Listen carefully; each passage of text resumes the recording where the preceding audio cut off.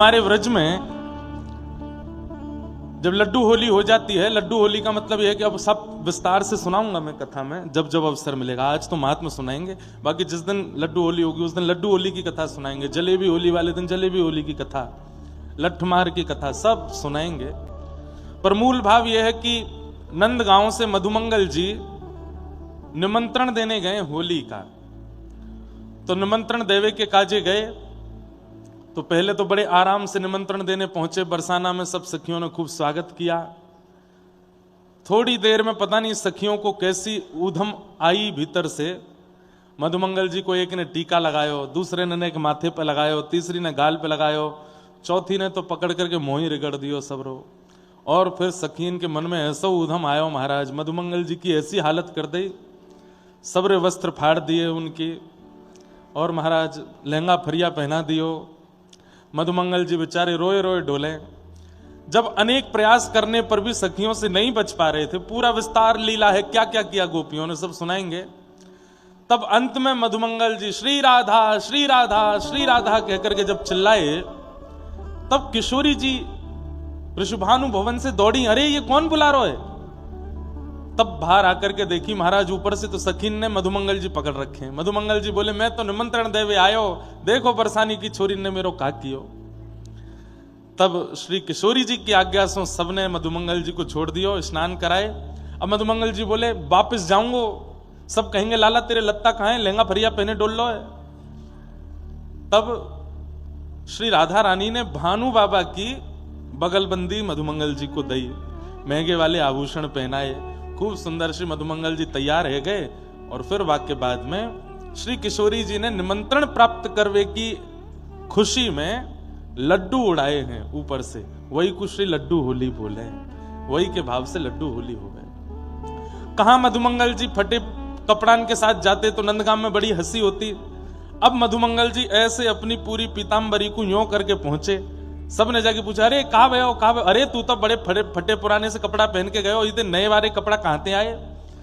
बोले भानु बाबा के यहाँ निमंत्रण दियो तो भानु बाबा ने बदले में मेरो श्रृंगार किया और इतने सारे लड्डू दिए हैं। तब ब्रजवासी बड़े आनंद में भर गए, सबन ने खूब आनंद कियो।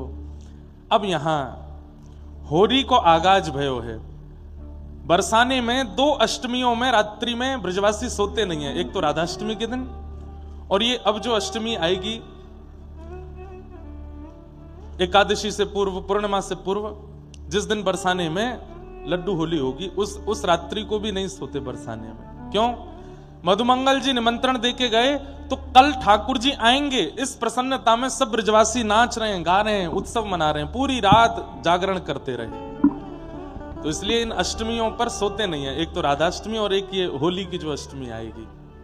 एक मन में बात आती है कि हम भी आज तक कथाओं में कहते रहे कि श्री जी की कृपा से वृंदावन की प्राप्ति संभव होती है, पर इस बात में भी सत्यता थोड़ी कम है। श्री जी भी जिस पर कृपा कर देती हैं, उसके बाद ललिता विशाखा आदि सखियां भी उसको परखती हैं। ललिता विशाखा आदि सखियां यदि चाहती हैं तो फिर व्रज मिलता है। इसलिए हमारे आचार्यों ने व्रज परंपरा में अलियों को मनाया, सखियों को मनाया, सहचरियों को मनाया। वे कृपा करेंगी तो व्रज की प्राप्ति हो जाएगी। कई बार घर में ऐसा होता है कि निर्णय घर का सबसे बड़ा व्यक्ति लेता है, लेकिन कई बार बड़े लोग निर्णय ले लेते हैं कि ऐसा होना है, तो छोटे लोग उनको समझाते हैं, पिताजी आपने निर्णय ले लिया लेकिन ये ठीक नहीं है, इससे ऐसा होगा, इससे ये हो जाएगा, यहां दिक्कत हो जाएगी, यहां पे परेशानी हो जाएगी। तो कई बार बड़े लोग निर्णय लेने के बाद भी छोटों की बात मान करके निर्णय को खत्म करते हैं। नहीं भाई देखो, हमारे बच्चों ने हमको समझाया, ये बात ठीक नहीं है। तो ऐसे ही श्री जी का और ठाकुर जी का निर्णय सर्वोपरि है पूरे विश्व में, लेकिन ब्रज में नहीं। व्रज में तो ठाकुर जी और श्री जी अगर कोई निर्णय लेते हैं तो उसके बाद और जगह पे तो नीचे से फाइल ऊपर जाती है, यहां फाइल ऊपर से नीचे आती है। सखियां उस फाइल को देखती हैं, सखियां फिर निर्णय लेती हैं। ठाकुर जी क्या चाह रहे हैं, श्री जी क्या चाह रही हैं, उस पर सखियां विचार करती हैं। सखियों के मन को रुचिकर लगता है तब व्रज की प्राप्ति होती है। ये बात हम क्यों कह रहे हैं? सामान्य दिनों में वृंदावन आना यह श्री जी की कृपा और ठाकुर जी की कृपा हो सकती है, लेकिन व्रज के प्रमुख महोत्सवों में वृंदावन आना यह सखियों की कृपा के बिना नहीं हो सकता। आप कहेंगे महाराज जी इसका कोई प्रमाण? हां, प्रमाण है। तो ब्रह्मा जी कोई बहुत विशेष चर्चा करने के लिए ठाकुर जी के पास आए थे, और ठाकुर जी नव निकुंज में श्री प्रिया जी के साथ किसी लीला में व्यस्त थे। सखियां द्वार रोक करके खड़ी थी। तभी ब्रह्मा जी आए, बोले जल्दी द्वार खोलो, मुझे ठाकुर जी से मिलना है। ललिता विशाखा आदि सखियां बोली धैर्य धारण करो, कौन हो आप? भीतर नहीं जा सकते, अभी ठाकुर जी अपनी अंतःपुर की लीला में हैं। सखियों से ब्रह्मा जी बोले आप जानती नहीं मैं कौन? सखियां बोली हम तो नहीं जाने, कौन है भैया तू? मैं विधाता ब्रह्मा, जिसकी कृपा से सृष्टि चलती है, जिसकी कृपा से एक एक जीवाणु बनता है, अरे जिसकी कृपा से तुम भी यहां खड़ी हो, मैंने ही तुमको बनाया है। अच्छा तेने बनाया हो? मैं बोला हाँ। क्या बात है भैया ब्रह्मा? बोले ठाकुर जी से विशेष चर्चा करनी, अंदर जाने दो। बोले ठाकुर जी मना करके गए कि कोई भी आ जाए, अभी द्वार पे किसी को अंदर मत आने देना। तो ब्रह्मा जी व्यंग में हंस करके बोले आप जाइए और जाके केवल इतना कह दीजिए कि ब्रह्मा आए हैं द्वार पे। आप ब्रह्मा आए हैं ये पूरा वाक्य पूरा भी नहीं कर पाएंगी, ठाकुर जी इतने में खुद ही उठ के बाहर आ जाएंगे। वो ब्रह्मा नाम सुनते ही बाहर आ जाएंगे, आप जाके कह तो दो। ललिता विशाखा आदि बोली तो ठाड़े रहो, हम जाते हैं अभी। हाँ, भीतर सखियां गईं। ठाकुर जी किसी लीला विलास में थे श्री जी के साथ में। सखियों ने पहले ही आवाज इतनी कर दी कि ठाकुर जी थोड़े सावधान हो गए। तो ठाकुर जी बोले अरे ललिता कैसे आई, कहा बात है? बोले जय जय बहुत परेशान कर दियो, 4 मोहवारो ब्रह्मा आयो है। और द्वार पे आए के यूं कह रहे हो कि ठाकुर जी ते जाके कह दो मैं आयो हूं, मोह जरूरी काम है। ठाकुर जी बोले बात यूं पूछो कौन सा ब्रह्मा है?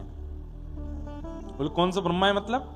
बोले तुम बस बातें जाके पूरी बात ललिता जी से ठाकुर जी ने करी। ललिता जी बाहर निकल के आई तो ब्रह्मा जी बोले ठाकुर जी ने बुलाया भीतर। बोले बुला तो लेंगे, लेकिन ठाकुर जी ने यूं पूछिए कि तुम कौन से ब्रह्मा हो? बोले कौन से ब्रह्मा हो मतलब?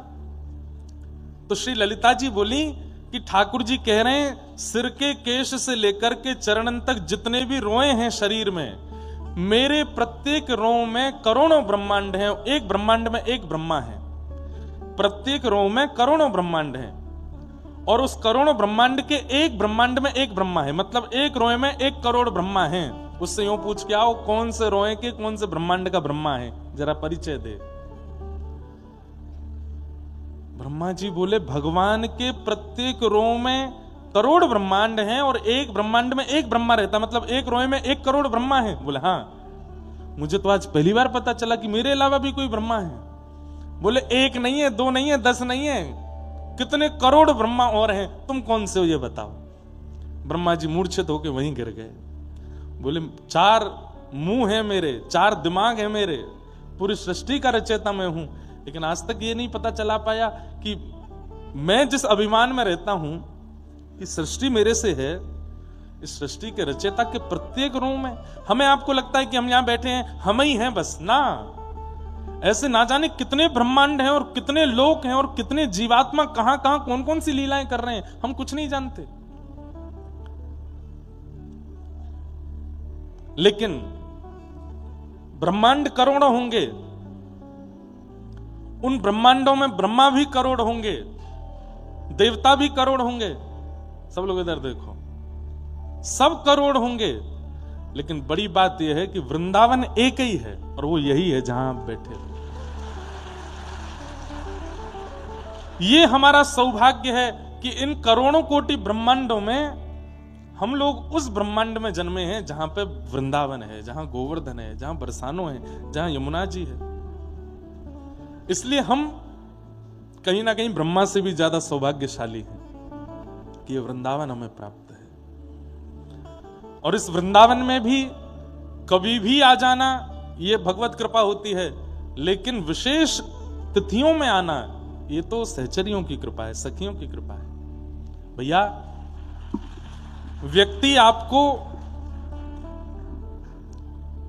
घर के फंक्शन में बुला सकता है, व्यक्ति आपको घर के बड़े कार्यक्रमों में बुला सकता है, लेकिन घर के निजी रोज होने वाली प्रसादी, जो जिसको आप डिनर बोलते हो या लंच बोलते हो, ब्रेकफास्ट, जो केवल घर के लोग ही कर रहे हैं भीतर ही भीतर, उसमें यदि कोई आपको आमंत्रित कर रहा है तो इसका मतलब आप विशेष हो।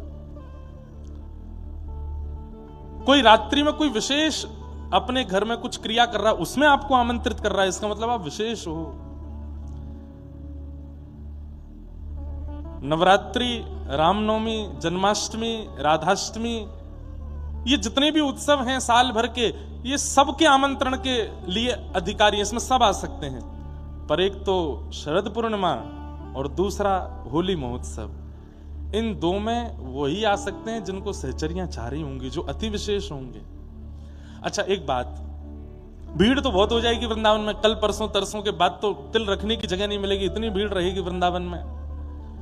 तो आपके मन में आ सकता है सखी इतनों को आमंत्रित कर रही है। नहीं करो, बस अभी नहीं, ये सब प्रारंभ और अंत में, अभी बीच में कथा में नहीं। क्या बता रहा था मैं? आप लोग डायरी पेन लेके बैठना, जब जब कथा भूलूं तो याद दिला देना। हाँ, तो वृंदावन में लाखों लोग आने वाले हैं, इतनी भीड़ होने वाली है कि वृंदावन में तिल रखने की जगह नहीं मिलेगी, साइकिल से भी नहीं निकल पाओगे, गाड़ी तो बहुत दूर की बात। तो आपके मन में आएगा क्या सखियां इतनों को आमंत्रित कर रही हैं? नहीं भाई, भीड़ तो हो जाएगी, पर उस अंतःपुर का अनुभव, उस अंतःकरण की लीला का अनुभव सबको नहीं हो रहा होगा। एक बहुत सुंदर हमारे यहां पद गाते हैं, तेरे रंग की बलिहारी रसिया, तेरे रंग की बलिहारी रसिया, मैं इत आई फाग देखन को, मैं इत आई फाग देखन को। अरे मैं तो यहाँ फाग देखवे के काजे आई लाला, पर तो हे देख सब हारी, तो रसिया तेरे रंग की बलिहारी, रसिया तेरे रंग की बलिहारी। लोग बाग होली खेल करके व्रत से जाएंगे, क्या देख करके आए? लठ मार देख के आए हम तो। तेसू के पानी में बोर बोर करके ब्रजवासी एक दूसरे पर बाल्टियों से भर के पानी, ये देख के आए। लाल रंग देख के आए, गुलाबी रंग देख के आए, हरो रंग देख के आए, पीरो रंग देख के आए। अगर ये सब दिखा है तो अभी होरी दिखी नहीं, तो कहा दिखो? बोले जब से वृंदावन से आए हैं तब से केवल एक ही रंग दिख रहा है। बोले कौन सा? बोले कृष्ण रंग दिख रहा है और कोई रंग नहीं दिख रहा है। कोई ने लाल डारो, कोई ने पीरो डारो, कोई ने कोई और रंग डारो, मुंह को कुछ नहीं पता चला। गोपी कह रही है को रंग डारो को पिचकारी, को रंग डारो को पिचकारी, खबर नहीं कौन रंग डारो, खबर नहीं कौन रंग डारो, कौन दई पिचकारी, कौन दई पिचकारी। कौन ने रंग लगायो, कौन ने पिचकारी चलाई, मुंह को पता नहीं है। तो फिर तो पता कहा है? तब वो गोपी कहती है रंग में भीजी तेरे रंग में भीजी,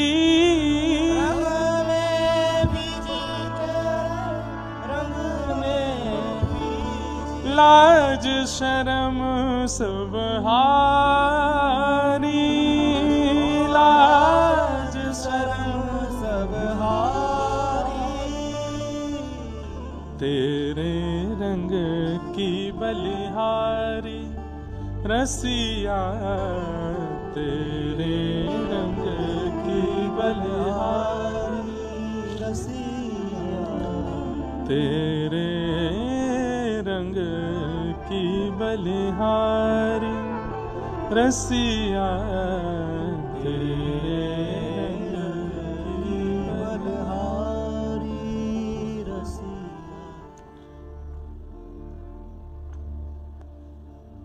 हमें लगता है कि होली सार्वजनिक उत्सव है, पर नहीं। होली से ज्यादा अत्यंत गोपनीय उत्सव कोई हो ही नहीं सकता ब्रजमंडल का। भैया देखो, 5 लोगों में से 2 व्यक्ति का चयन करना हो ये बहुत बड़ी बात नहीं है, पर 5 लाख में से 2 लोगों का चयन करना हो बहुत बड़ी बात है। हमारे भारत में सबसे कठिन जो एग्जामिनेशन होता है उसमें कितने लाख बच्चे एग्जाम देते हैं, पर निकल के 1, 2, 3, 5 ही निकल पाते हैं। और उन बच्चों को इतना सौभाग्यशाली माना जाता है, भारतवर्ष उनका नाम जान जाता है कि भाई इन्होंने भारत की सबसे कठिन परीक्षा को पास करके अपना नाम रैंक में लेके आए। 1 नंबर से बच्चे रह जाते हैं, 2 नंबर से रह जाते हैं, कितने निराश होते हैं। आप जन्माष्टमी पर आए, आप राधाष्टमी पर आए, आप अन्य अन्य तिथियों पर यदि ब्रजमंडल आए, चुने गए ना चुने गए उसमें इतनी बड़ी बात नहीं, पर होली में तो लाखों लोग आते हैं, इसमें यदि चुने गए तो आपकी प्रशंसा तो सखी समाज में होने लग जाएगी। बोले कि यहां ठाकुर जी ने चुनो है, क्योंकि लाखों में चयन करना इसका मतलब वो बहुत भाग्यशाली है, बहुत श्रेष्ठ है, तभी ठाकुर जी उसको चुन रहे हैं। कितनों को चुना। हम यहां भागवत की कथा में उन भक्तों का चरित्र कहेंगे जिनको होली में ठाकुर जी ने चुना है। उसमें सबसे पहला नाम आता है अकबर की बेगम ताज बेगम का। ठाकुर जी ने होली पर चुना था उसको। कल मैं धमार सुनाऊंगा। धमार एक गायन की पद्धति है और होली में ही वो गाया जाता है, धमार। और वो ताज बेगम की धमार है जो आज भी श्रीनाथ जी के मंदिर में होली के दिन गाई जाती है। बहुरी ढप बाज रहेरी आज। पूरे ब्रजमंडल का दर्शन ताज बेगम को हो रहा है। कैसे सब रंग उड़ा रहे हैं, कैसे एक दूसरे के गालों पर रंग मल रहे हैं, किस प्रकार से सब गोपियां सज के आई हैं, ठाकुर जी कैसी लीला कर रहे हैं, कैसी पिचकारी चला रहे हैं, सब भाव। पर जैसे ही सबका वर्णन करने लगी, ताज बेगम के मन में आया मुझे सब दिख गए, ठाकुर जी नहीं दिखे। इतने में ही मानसी में उसको दिखा कि असंख्य गोप ग्वाल सब फेंटा बांधे आए और वो जैसे ही किनारे भये तो बीच में श्याम सुंदर खड़े हैं। उनके चरण देखे, उनकी नाभि देखी, वक्ष देखा, ग्रीवा देखी। जैसे ही ठोड़ी पर दृष्टि पड़ी, मुखमंडल देखे ही नहीं पाई ताज बेगम के, उसी समय प्राण निकल गए। ठाकुर जी ले गए अपने से, मुख नहीं देख पाई। तो जो पद रचना कर रही थी ताज बेगम वो अधूरी रह गई। तब कहते हैं जैसे ही ताज बेगम के प्राण गए, आकाश में नील कांति का एक सुंदर बादल आया। अचानक से कमल नेत्र प्रकट हो गए बादल के, कोई और नहीं थे, ठाकुर जी थे, और बरसने लगे। और वर्षा की ध्वनि में ही ठाकुर जी ने उस पद का अंतिम पंक्ति गाई, ठाकुर जी ने गाई। भगवान ने या तो जयदेव महाप्रभु के गीत गोविंद में कुछ गाया है, या ताज बेगम की धमार में अंतिम पंक्ति ठाकुर जी ने गाई है। निरतत आवत, ये ठाकुर जी के शब्द हैं। निरतत आवत ताज के प्रभु, निरतत आवत ताज के प्रभु, गावे गीत धमार, गावे गीत धमार। निरतत आवत ताज के प्रभु, गावत गीत धमार। नाचते हुए ठाकुर जी आए हैं, गालों पर रंग लगा है, पूरे वस्त्रों पर कहीं कहीं छींटे रंगों के पड़े हैं। और तब इसी वृंदावन से ताज बेगम को अपने संग लेके निकुंज में चले गए ठाकुर जी, अकेली ताज बेगम। अष्ट सखाओं को भी होली का प्रवेश मिला, मीराबाई को भी होली में प्रवेश मिला। ऐसे कई हैं भक्तजन जिनको होली में प्रवेश मिला है। कई बरसाने की सखियां, नंदगाम की सखियां, गोवर्धन की सखियां जो कभी रास में नहीं आई थी, उनको भी ठाकुर जी ने होली में स्वीकार किया। ऐसे कई सखा। और बताएं, गैयाओं के संग होली कभी नहीं सुनी होगी, ठाकुर जी ने गैयाओं के संग भी होली खेली है, गैयाओं को भी प्रवेश दिलाया। होरी को मतलब कहा है, बोले जन्म से लेके अब तक जो भी तेने कियो सब है गयो, मैंने सब भुलाए दियो, अब तू मेरो है। यही है होरी, मतलब जो होनो है गयो। मैं कोई को चिंतन नहीं कर रहा, तेने पूर्व में कहा कियो, तेने वास्तव में कहा कियो, तेने कौन के संग कहा कियो, जो कियो सो कर दियो, मैंने सब भुलाए दियो, सब है गयो, होरी है गयो, अब तू मेरो है। सब भुला करके ठाकुर जी स्वीकार कर लें, वही होली है। जो होना था हो लिया, अब हम आपके। तो ऐसी ये होली के दिन हैं, 7 दिन आप लोगों को मिले हैं। राधा गिरधर लाल जी की होली उत्सव होएगी, कथा भी सुनेंगे, बीच बीच में होली के भी भाव सुनेंगे। खूब आनंद से आप लोग आइएगा। और जैसा कि मैंने कहा, एक दिन लड्डू होली होगी यहाँ पे, एक दिन जलेबी होली होगी, एक दिन लठमार होएगी। अब कौन लठ कौन में मारेगा ये तो आप जानो। हम तो मंचवारे नहीं मार मूर लेंगे, नीचे आमेंगे ही नहीं। ए ब्यास हमते मिले ना दो यामेदारी के। एक बार मैं लठमार खेल चुका हूं नंदगाम बरसाने में। वैसे बाहर के लोगों को अधिकार नहीं है, केवल नंदगाम के लोग, बरसाने के लोग ही आपस में लठमार खेलते हैं। पर हम ब्रज के हैं तो थोड़ा सा अधिकार मिल जाता है हमको।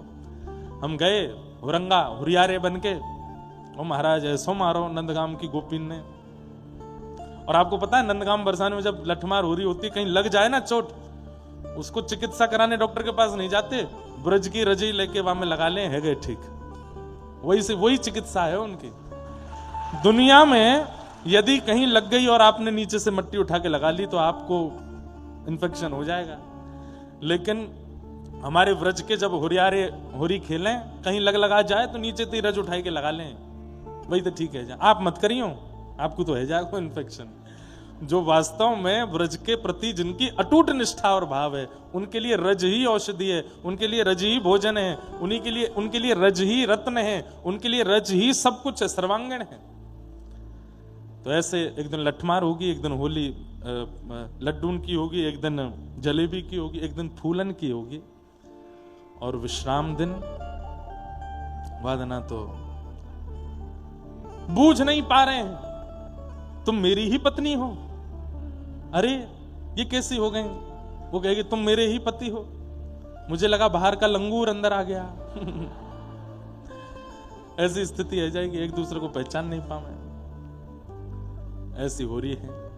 तो मन में भाव तो बहुत सारे हैं।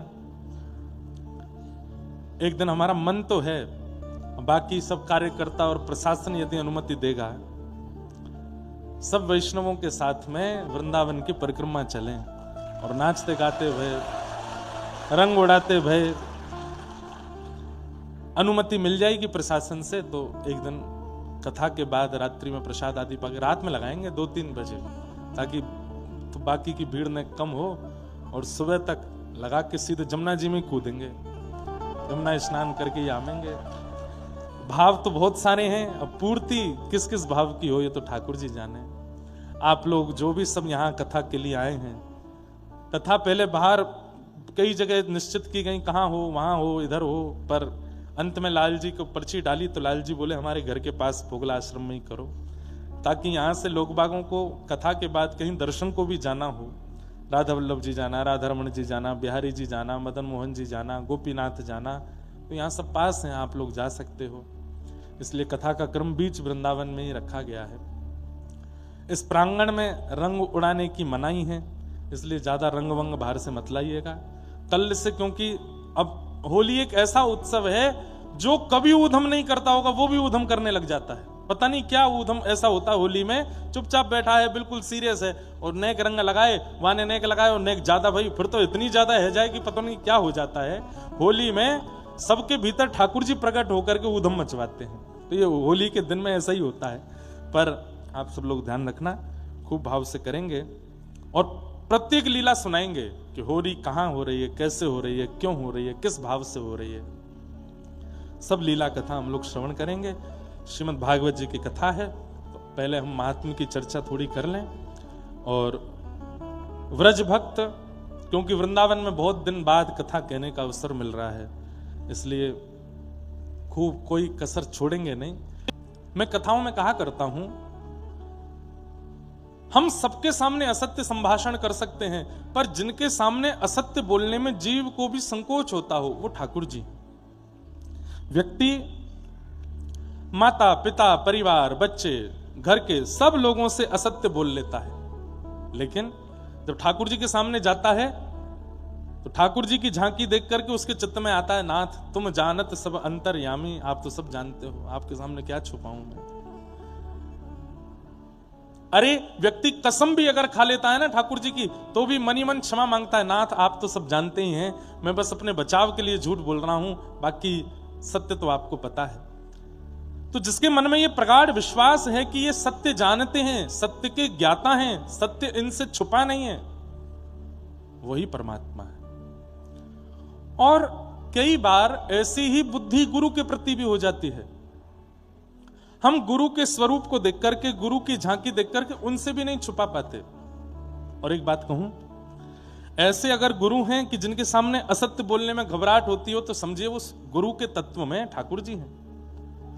पर कई बार ऐसा आपके निज संबंधों में भी होता है, पति पत्नी से झूठ नहीं बोल पाता, बाकी सबसे बोल लेता है, तो पत्नी के अंदर कोई ना कोई भगवत तत्व है, इसलिए झूठ नहीं बोल पा रहे। पत्नी पति से झूठ नहीं बोल पाती है, तो इसका मतलब पति में कोई भगवत तत्व है। कई माता पिता बच्चों से झूठ नहीं बोल पाते, सामान्य सा झूठ भी नहीं बोल पाते, यार चलो शाम को तुमको घुमा के लाएंगे, तो कई बार माता पिता, अरे नहीं उसको झूठ नहीं बोलो, उससे झूठ नहीं बोलो, उसको सब सत्य सिखाओ।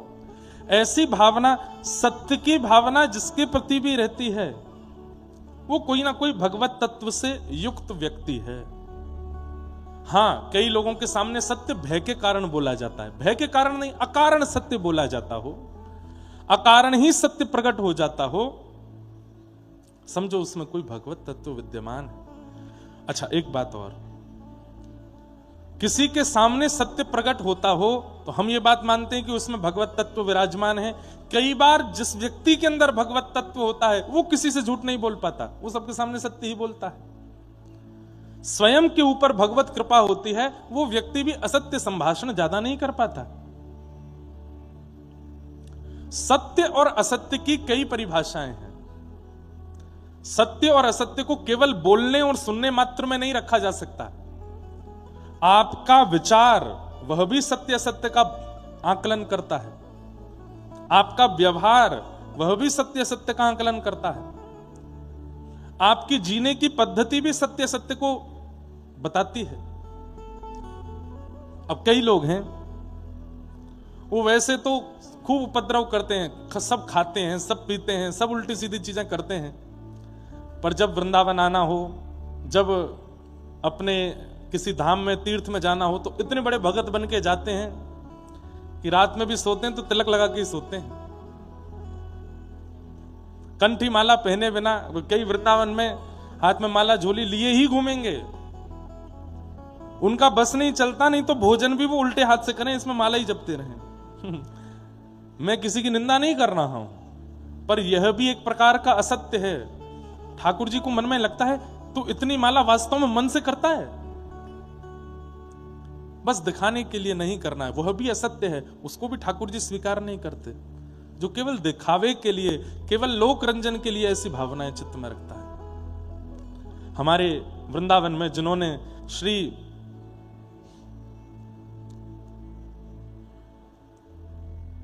मदन मोहन जी को प्रकट किया, ऐसे श्री सनातन गोस्वामी, सनातन गोस्वामी पाद के चरित्र में आता है, और लगभग सब संतों के चरित्र में ऐसी भावना आपको लगेगी कि 24 घंटे दिन भर में होते हैं, उससे 20 घंटे वो केवल भजन करते हैं, 21 घंटे भजन करते हैं, 22 घंटे भजन करते हैं, बाकी के बच्चे 2 घंटे में सोना भी होता है, स्नान भी होता है, शयन भी होता है, सब कुछ होता है। हमारे परम पूजनीय श्री बरसाने वाले पूज्य महाराज जी, परम पूजनीय श्री विनोद बिहारी दास बाबा, सब लोग इधर देखिए, ध्यान से सुनिए। बाबा के पास रात्रि 10-11 बजे कीर्तन में जाओ तो रात भर कीर्तन चलता है। मैंने एक बार दिनचर्या पूछी हमारे पंडित बाबा महाराज से, मैंने कहा बाबा की दिनचर्या क्या है? बोले भैया रात में 12-1 बजे तक तो कीर्तन होता है, सत्संग होता है थोड़ी देर, फिर उसके बाद में बाबा स्नान करवे जामे और स्नान करके फिर भजन करते हैं रात्रि में। क्यों? शांति रहती है, ज्यादा लोग उपद्रव नहीं करते, तो फिर भजन होता है 4-5 बजे तक, 6 बजे तक भजन होता है। फिर उसके बाद 1-1.5 घंटा 2 घंटा सो लेते हैं, उठ के स्नान ध्यान करके सेवा में लग जाते हैं, फिर पूरे दिन सेवा चलती है। ऐसे हम लोग रह सकते हैं? नहीं रह पाएंगे। हम एक रात्रि नहीं सोते तो दूसरे दिन हमारे शरीर में स्थिति विचित्र होने लग जाती है। पर जिस व्यक्ति का जीवन ही भगवत प्राप्ति है, वो निद्रा को प्रायोरिटी नहीं, भोजन को प्रायोरिटी नहीं, संसारी विषयों को ज्यादा, वो केवल उनका उपयोग केवल इसलिए करता है कि मेरा शरीर बचा रहे भजन के लिए। बाकी वो उसी में रत नहीं रहते, उसी में ही डूबे नहीं रहते। हमारे वृंदावन वाले पूज्य प्रेमानंद जी महाराज, डायलिसिस उनको होती है, रात भर वे कब सोते हैं मुझे तो कभी कभी लगता है कि इनकी दिनचर्या कैसी। अब तो पदयात्रा नहीं करते, पहले 2 बजे निकलते, सुबह आके 5 बजे से एकांतिक होती, उसके बाद फिर अपना नित्य क्रम अध्ययन आदि सेवा सब। सोते कब है? नहीं सोते। और ये बात सत्य है, नहीं सोते। ऐसे आचार्य चरण जिनके जीवन में एक हट आ गया है। कैसा हट? हट मतलब जिद, जो हमें श्याम सुंदर चाहिए। और हठीला व्यक्ति सोता नहीं है, हठीला व्यक्ति खाता नहीं है, हठीला व्यक्ति पीता नहीं है। छोटे छोटे बच्चों को जब जिद चढ़ती है ना अपने ऊपर, कुछ नहीं करते, वो बस जिद के पीछे ही लगे रहते हैं, ये दिलाओ, ये दिलाओ, ये दिलाओ।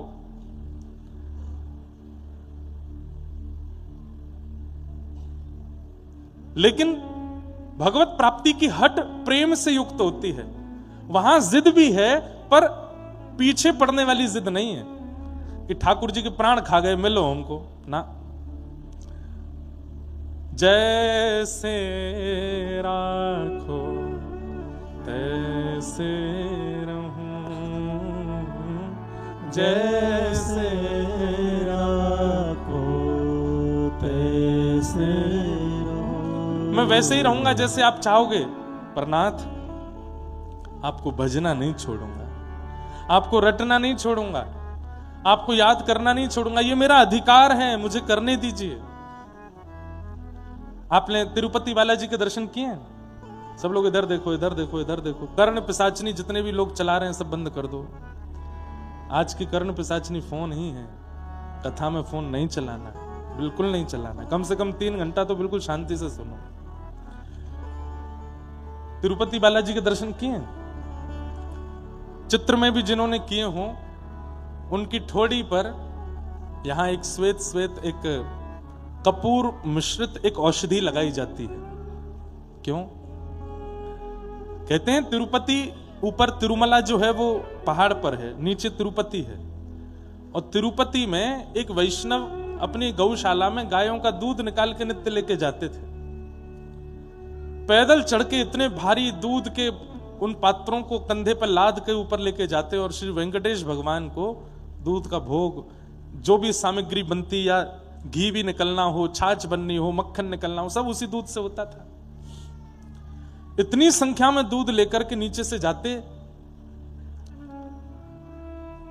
ठाकुर जी ने उनसे एक बार प्रकट होकर के कहा, देखो हमें तुम्हारी गैयाओं का निकला हुआ दूध बहुत प्रिय लगता है, पर तुम इतनी मेहनत करके ऊपर आते हो, ये मुझसे देखा नहीं जाता। तो बोले क्या करूं? बोले तुम मत आया करो, अब मत आया करो, हम अपनी व्यवस्था ऊपर कर लेंगे। हम वेंकटाधिपति हैं, लक्ष्मीपति हैं, कहीं ना कहीं से हमारी व्यवस्था हो जाएगी, आप ऊपर मत आया करो। तो वो जो ग्वारिया थे ना, उनके नेत्र सजल हो गए। बोले अच्छा, तो मतलब अब मेरी जगह किसी और को बैठाने वाले हो, मुझको परिवर्तित कर रहे हो, सेवक बदल रहे हो। हमारे गिरिराज जी वाले पंडित श्री गया प्रसाद जी महाराज कहते थे, ठाकुर जी आपके संग खेल रहे हैं, ये आपके ऊपर बहुत बड़ी कृपा है। ठाकुर जी कैसे खेलते हैं? कभी पैर फ्रैक्चर करा देंगे, कभी करोड़ों का नुकसान करवा देंगे, बच्चों को विपरीत कार्य करने में लगा देंगे, घर परिवार में कलेश द्वंद आदि प्रकट कर देंगे। इसका मतलब क्या? ठाकुर जी आपसे खेल रहे हैं। तो पंडित श्री गया प्रसाद जी महाराज कहते, भैया ठाकुर जी ते शिकायत मत करे करो कि लाला हमारे संग इतनो खेल काई को रहे हो। ठाकुर जी ते तो यूं कह करो, जितनो चाहो खेल लो, बस याद रहे खिलौना में ही रहना चाहिए, कोई और खिलौना मत ले लियो, मुझसे बढ़िया खिलौना कोई और नहीं आ जाए। वही बात वो ग्वारिया कहने लगा वेंकटेश भगवान से कि नाथ आपको मुझसे अच्छा कोई सेवक मिल गया है क्या? जो मेरी से नहीं नहीं नहीं, ऐसी कोई बात नहीं है, बस तुम अब वयोवृद्ध हो गए हो, इतनी ऊपर चढ़ के आते हो, इसलिए हम कह रहे हैं कि तुम मत आया करो। उस सेवक ने कहा, बोले अब आप चाहे जितना मना करो मैं तो आऊंगा। नित्य जाने लगे। ठाकुर जी बोले ऐसे नहीं मानेगो, मुंह को कुछ और करना पड़ेगा। रात्रि में ठाकुर जी एक ग्वारिया का रूप बनाते, ऊंची धोती पहन करके, सिर पे स्वाफा बांध के और अपना मुंह ऐसे ढक करके ठाकुर जी ग्वारिया बन के जाते। और जैसे ही वो ग्वारिया जिसकी गौशाला थी वो सो जाता, ठाकुर जी जाते और सब गैयाओं को खड़ा करके थन में मुख लगा करके सबका दूध पियाते। दूसरे दिन उसने सुबह जैसे ही दूध निकाला तो एक गैया का भी दूध नहीं मिला। चिंतित हो गया, इतनी सारी गैया मेरी, इनका दूध गया कहां? ठाकुर जी आके पी जाते रात में। और ठाकुर जी स्वयं आते, आकर के गैयाओं का स्पर्श करते तो गैया इतनी मंत्रमुग्ध हो जाती कि कुछ ना रम्माती ना चिल्लाती, कुछ नहीं कहती, ठाकुर जी को दूध पीने देती। सबको दूध पी के ठाकुर जी चले जाते। एक दिन निकला, 2 दिन निकले, 3 दिन निकल गए, दूध मिल ही नहीं रहा है। वो ग्वारिया सोचने लगा, मेरी गैया चरने जाती हैं, खूब प्रेम से चारा चरती हैं, पर दूध क्यों नहीं हो रहा है? और एकाध को नहीं हो समझ में आती बात, एक गैया के भी दूध नहीं है। समझ गया कि कोई चोर आता है रात्रि में और आकर के चोरी कर जाता है। आज रात में सोने का बहाना बनाऊंगा, हाथ में लकुटी लेके बैठूंगा, जैसे ही मिलेगा उसके खूब जोर से धुनाई करूंगा। रात में ऐसे आंख मीच करके लकुटी हाथ में लेकर के सोया, इतने में वेंकटादि भगवान, वेंकटेश भगवान आ गए। आकर के जैसे ही थन से मुख लगा करके पीने लगे, देख लिया इसने, जैसे ही लाठी लेकर के पीछे दौड़ा, लकुटी लेकर, रुक जा चोर चोर चोर, मेरी गैयाओं का दूध पीने आता है। ठाकुर जी वहां से बेचारे जैसे तैसे भागे। अब ठाकुर जी इतनी जोर से भागे, वो पकड़ तो पा नहीं रहा था, तो उसने अपनी लकुटी ऐसे घुमाई और जोर से घुमा करके मारी। ठाकुर जी उसी समय पीछे देख रहे थे कि ज्यादा पास तो नहीं आ गए, इतने में लकुटी आकर के यहीं लगी ठोड़ी पे। ठाकुर जी जैसे तैसे वहां से भाग करके ऊपर जाकर के खड़े हो गए, तिरुपति भगवान। अब आज दूध मिल गया उसको, दूध निकाला, कंधे पर लाद करके ऊपर आया, बाहर से ही बोलता रहा है, क्षमा कर देना भगवान, 3 दिन आपको दूध नहीं दे पाया। अरे एक चोर मेरी ग्वारिया गौशाला में घुस आया था और उसके कारण ये, और आज मैंने उसके अच्छे से, पता नहीं कहीं तो उसके टूटे होंगे हाथ पांव, ऐसी जोर की लकुटी घुमा के मारी थी। अब याद रखेगा, जीवन में कभी दूध पीने नहीं आएगा। ठाकुर जी मंद मंद मुस्कुरा रहे थे, बोले अच्छा। उसने आकर के प्रणाम किया, दूध भोग सामने रखा। जैसे ठाकुर जी की झांकी देखी, थोड़ी में से रक्त निकल रहा था, नेत्र सजल हो गए, घबरा गया। बोले जय जय, ये आपको किसने मारा? ये इतनी श्रम कैसे हुआ आपकी थोड़ी पे? भगवान बोले छोड़ो, अब रहने दो, क्या बताएं? नहीं नहीं बताओ। वो इंद्र भी होगा तो मैं स्वर्ग में जाकर के खींच के लाऊंगा उसको, किसने मारा आपको बताओ? ठाकुर जी बोले रहने दो, मत पूछो। भगवान एक बार नाम तो लीजिए आप उसका, कौन व्यक्ति है? तिरुपति का है, तिरुपति तिरुमला का है। तो ठाकुर जी बोले अच्छा, हमारे नगर के किसी व्यक्ति ने ऐसा किया? नाम बताइए आप, तुरंत नाम बताइए। ठाकुर जी बोले वो खंभ में जाके देखो, वहां उसका नाम लिखा है। उस खंबे में प्रतिबिंब लगा था, शीशा लगा था। उसने जाकर के देखा, तुम्हारा नाम वाम तो नहीं, उसी का शक्ल दिखने लगी। कहां है भगवान? यहां तो कोई नहीं। बोले कुछ दिख रहा है? बोले ये तो प्रतिबिंब है, इसमें मैं ही दिख रहा हूं। बोले हाँ, इसने ही मारा है। ठाकुर जी बोले इसने ही मारा है। चरणों में गिर गए, रोने लगे। बोले नाथ मैंने ऐसा नहीं किया। बोले 3 दिन से चोरा रहा था? बोले हाँ। बोले तुमने एक बात विचार नहीं की? बोले क्या? हजारों गायों का एक व्यक्ति दूध कैसे पी सकता है? हजारों गायों का एक व्यक्ति दूध पी सकता है? नहीं। हजारों गायों का दूध कौन पी सकता है? केवल परमात्मा पी सकते हैं। तो बोले वो चोर कोई और नहीं, हम ही आए थे। तुम हमारी बात नहीं मान रहे थे, रोज ऊपर लेकर के दूध चले आते हो तिरुपति में। अब तुम नहीं माने तो हमने सोचा कि ऐसा क्या करें कि तुमको आना ना पड़े, हम ही नीचे आके गैयाओं का दूध पी जाते थे। पर आज तुमने ऐसी सेवा करी हमारी, है इतनी जोर से लकुट्टी मारी। चरणों में गिर गए। तुरंत एक औषधि बना करके ठाकुर जी की थोड़ी पर लगाई, प्रभु मेरे प्राण ले लीजिए, मेरे हाथ पैर कटवा दीजिए, मैं अब जीना नहीं चाहता, मैंने अपने नाथ को कष्ट दिया। ठाकुर जी बोले नहीं, अब तुम्हारी याद में जब तक पृथ्वी पर मेरा ये धाम तिरुपति विराजमान है, मैं नित्य इस औषधि को यहां लगाऊंगा ताकि तुम्हारी याद रहे। कुछ मांग लो, मैं तुमसे बहुत प्रसन्न हूं। तब उस भक्त ने क्या मांगा कि नाथ, सेवा करना मेरा अधिकार है, वो अधिकार मुझसे छीनिए मत। नित्य दूध निकालना, पात्र में रखना, चढ़ करके अब लाद के ऊपर लाना, आपको लगता है कि मुझे बहुत श्रम होता है, पर मुझे श्रम नहीं होता है, वो मेरा सौभाग्य है, मेरा अधिकार है। मैं कुछ नहीं जानता, केवल कम से कम एक गुण मेरे पास है, दूध निकाल के आपकी सेवा में लाना, वो मुझसे मत छीनिए नाथ, और मुझे कुछ नहीं चाहिए। ये अधिकार मुझसे मत छीनिए, ये मेरा अधिकार है, मुझे दे दीजिए। ठाकुर जी प्रसन्न हो गए और फिर अंतिम श्वास तक उस भक्त की वो सेवा चलती ही रही। सेवा हमारा अधिकार है, और वो अधिकार कुम्मनदास जी के चरित्र में आता है कि यहीं गिरिराज जी के पास में पारासौली एक गांव है, कुम्मनदास जी का गांव है, वहां आज भी कुम्मनदास जी के खेत बताए जाते हैं। कुम्मनदास जी खेती करते थे और श्री ठाकुर जी, श्रीनाथ जी दोपहर में 12 बजे के बाद जब मंदिर बंद हो जाता तो आते और अपनी पीताम्बरी में बीज ले लेते और आगे हल लेकर के कुम्मनदास जी चलते और पीछे बीज डालते हुए ठाकुर जी चलते, ऐसे बीज पधराते हुए कुम्मनदास जी के खेत में। कुम्मनदास जी कहते जय जय, आगे कींच है रही है, बहुत बहुत गड्ढो है, आप आगे मत जाओ, लाओ बीज मोकू दे तो मैं कर आऊं। ठाकुर जी बोले ना है, मेरे भक्त को खेत है, मेरा अधिकार है, मैं तो करूंगा। और ठाकुर जी ऐसे घुटने घुटने तक कींच में प्रवेश कर जाते कुम्मनदास जी के साथ। वहीं फिर आनंद है तो कभी कभी कींच उठा के कुम्मनदास जी पे मारते, दोनों खेलने लगते। वो सुख तो अद्भुत है।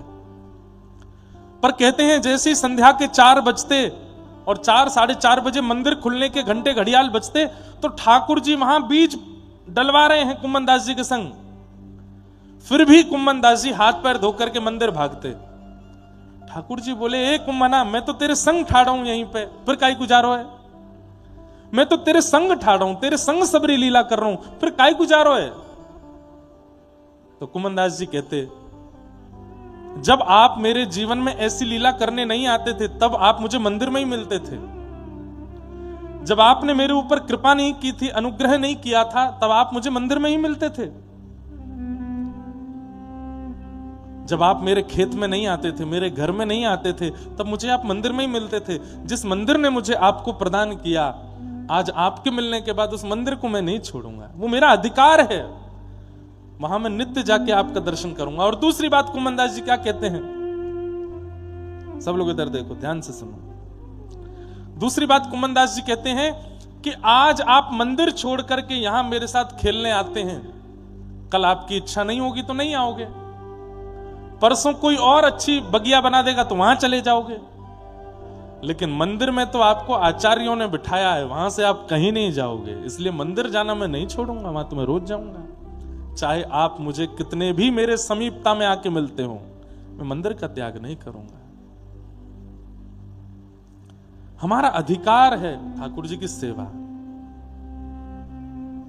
इसलिए उस सेवा के अधिकार का त्याग मत कीजिए, कभी उसमें चूक मत कीजिए। चलो हम रोज इतनी बड़ी बड़ी सेवा करते हैं, आज थोड़ी हल्की कर देते, नहीं, चाहे 100 काम आ जाएं, ठाकुर जी की सेवा में चूक नहीं। हम आपसे कह रहे हैं पर हम ही सेवा नहीं कर पाते, हम इतने व्यस्त हो गए कथा भागवत में दौड़ते भागते हुए, इतने चिंतित। मैं आपको बिल्कुल सत्य बात बता रहा हूं, बहुत ध्यान से सुनिएगा, कि ठाकुर जी गिरधर लाल जी की ज्यादा सेवा हमसे अब बन नहीं पाती, क्योंकि कथाओं में इतने व्यस्त, और अब लाल जी घर पे ही रहते हैं, कथाओं में अब नहीं जाते। पिछली कथा से ठाकुर जी अब घर पे ही हैं। तो श्री लाल जी ने ही आज्ञा करके कही, ये व्यास मंच पे बैठ करके सबन को मेरो प्रेमी बनानो, ये मेरी सेवा ना है। बोले मेरे देह की सेवा, मेरे अंग की सेवा तो हेती रहेगी, तू सबन को मेरो प्रेमी बना दे। या सेवा में कोई चूक मत करे, चाहे जितनो भागनो पड़े, जितनी दौड़ करनी पड़े, वह सेवा को निपुणता से कर। लगे हैं उसमें जितनी हो पाती है। तो भगवान का प्रथम स्वरूप क्या है? सत्य। ठाकुर जी सत्य हैं। ठाकुर जी का दूसरा स्वरूप है चैतन्य। जड़ नहीं है ठाकुर जी, चैतन्य है। और उनकी चैतन्यता का अनुभव चैतन्य बुद्धि रखने वालों को होता भी है। ठाकुर जी का देह अष्टधातु का, पंच तत्व का, या फिर पंच रत्न का, या फिर दारू काष्ठ का, ये सब अनुभव उसको होता है जिसके चित्त में चैतन्य बुद्धि नहीं है ठाकुर जी के प्रति। पर जिसके चित्त में चैतन्य बुद्धि है उसको ठाकुर जी ऐसे ही अनुभव होते हैं जैसी हमारी त्वचा, जैसे हमारे भाव। कोई ऐसा नहीं कि आपके सामने बड़ी बात, पर हमने तो कई बार लाल जी के कई भावों का अनुभव किया।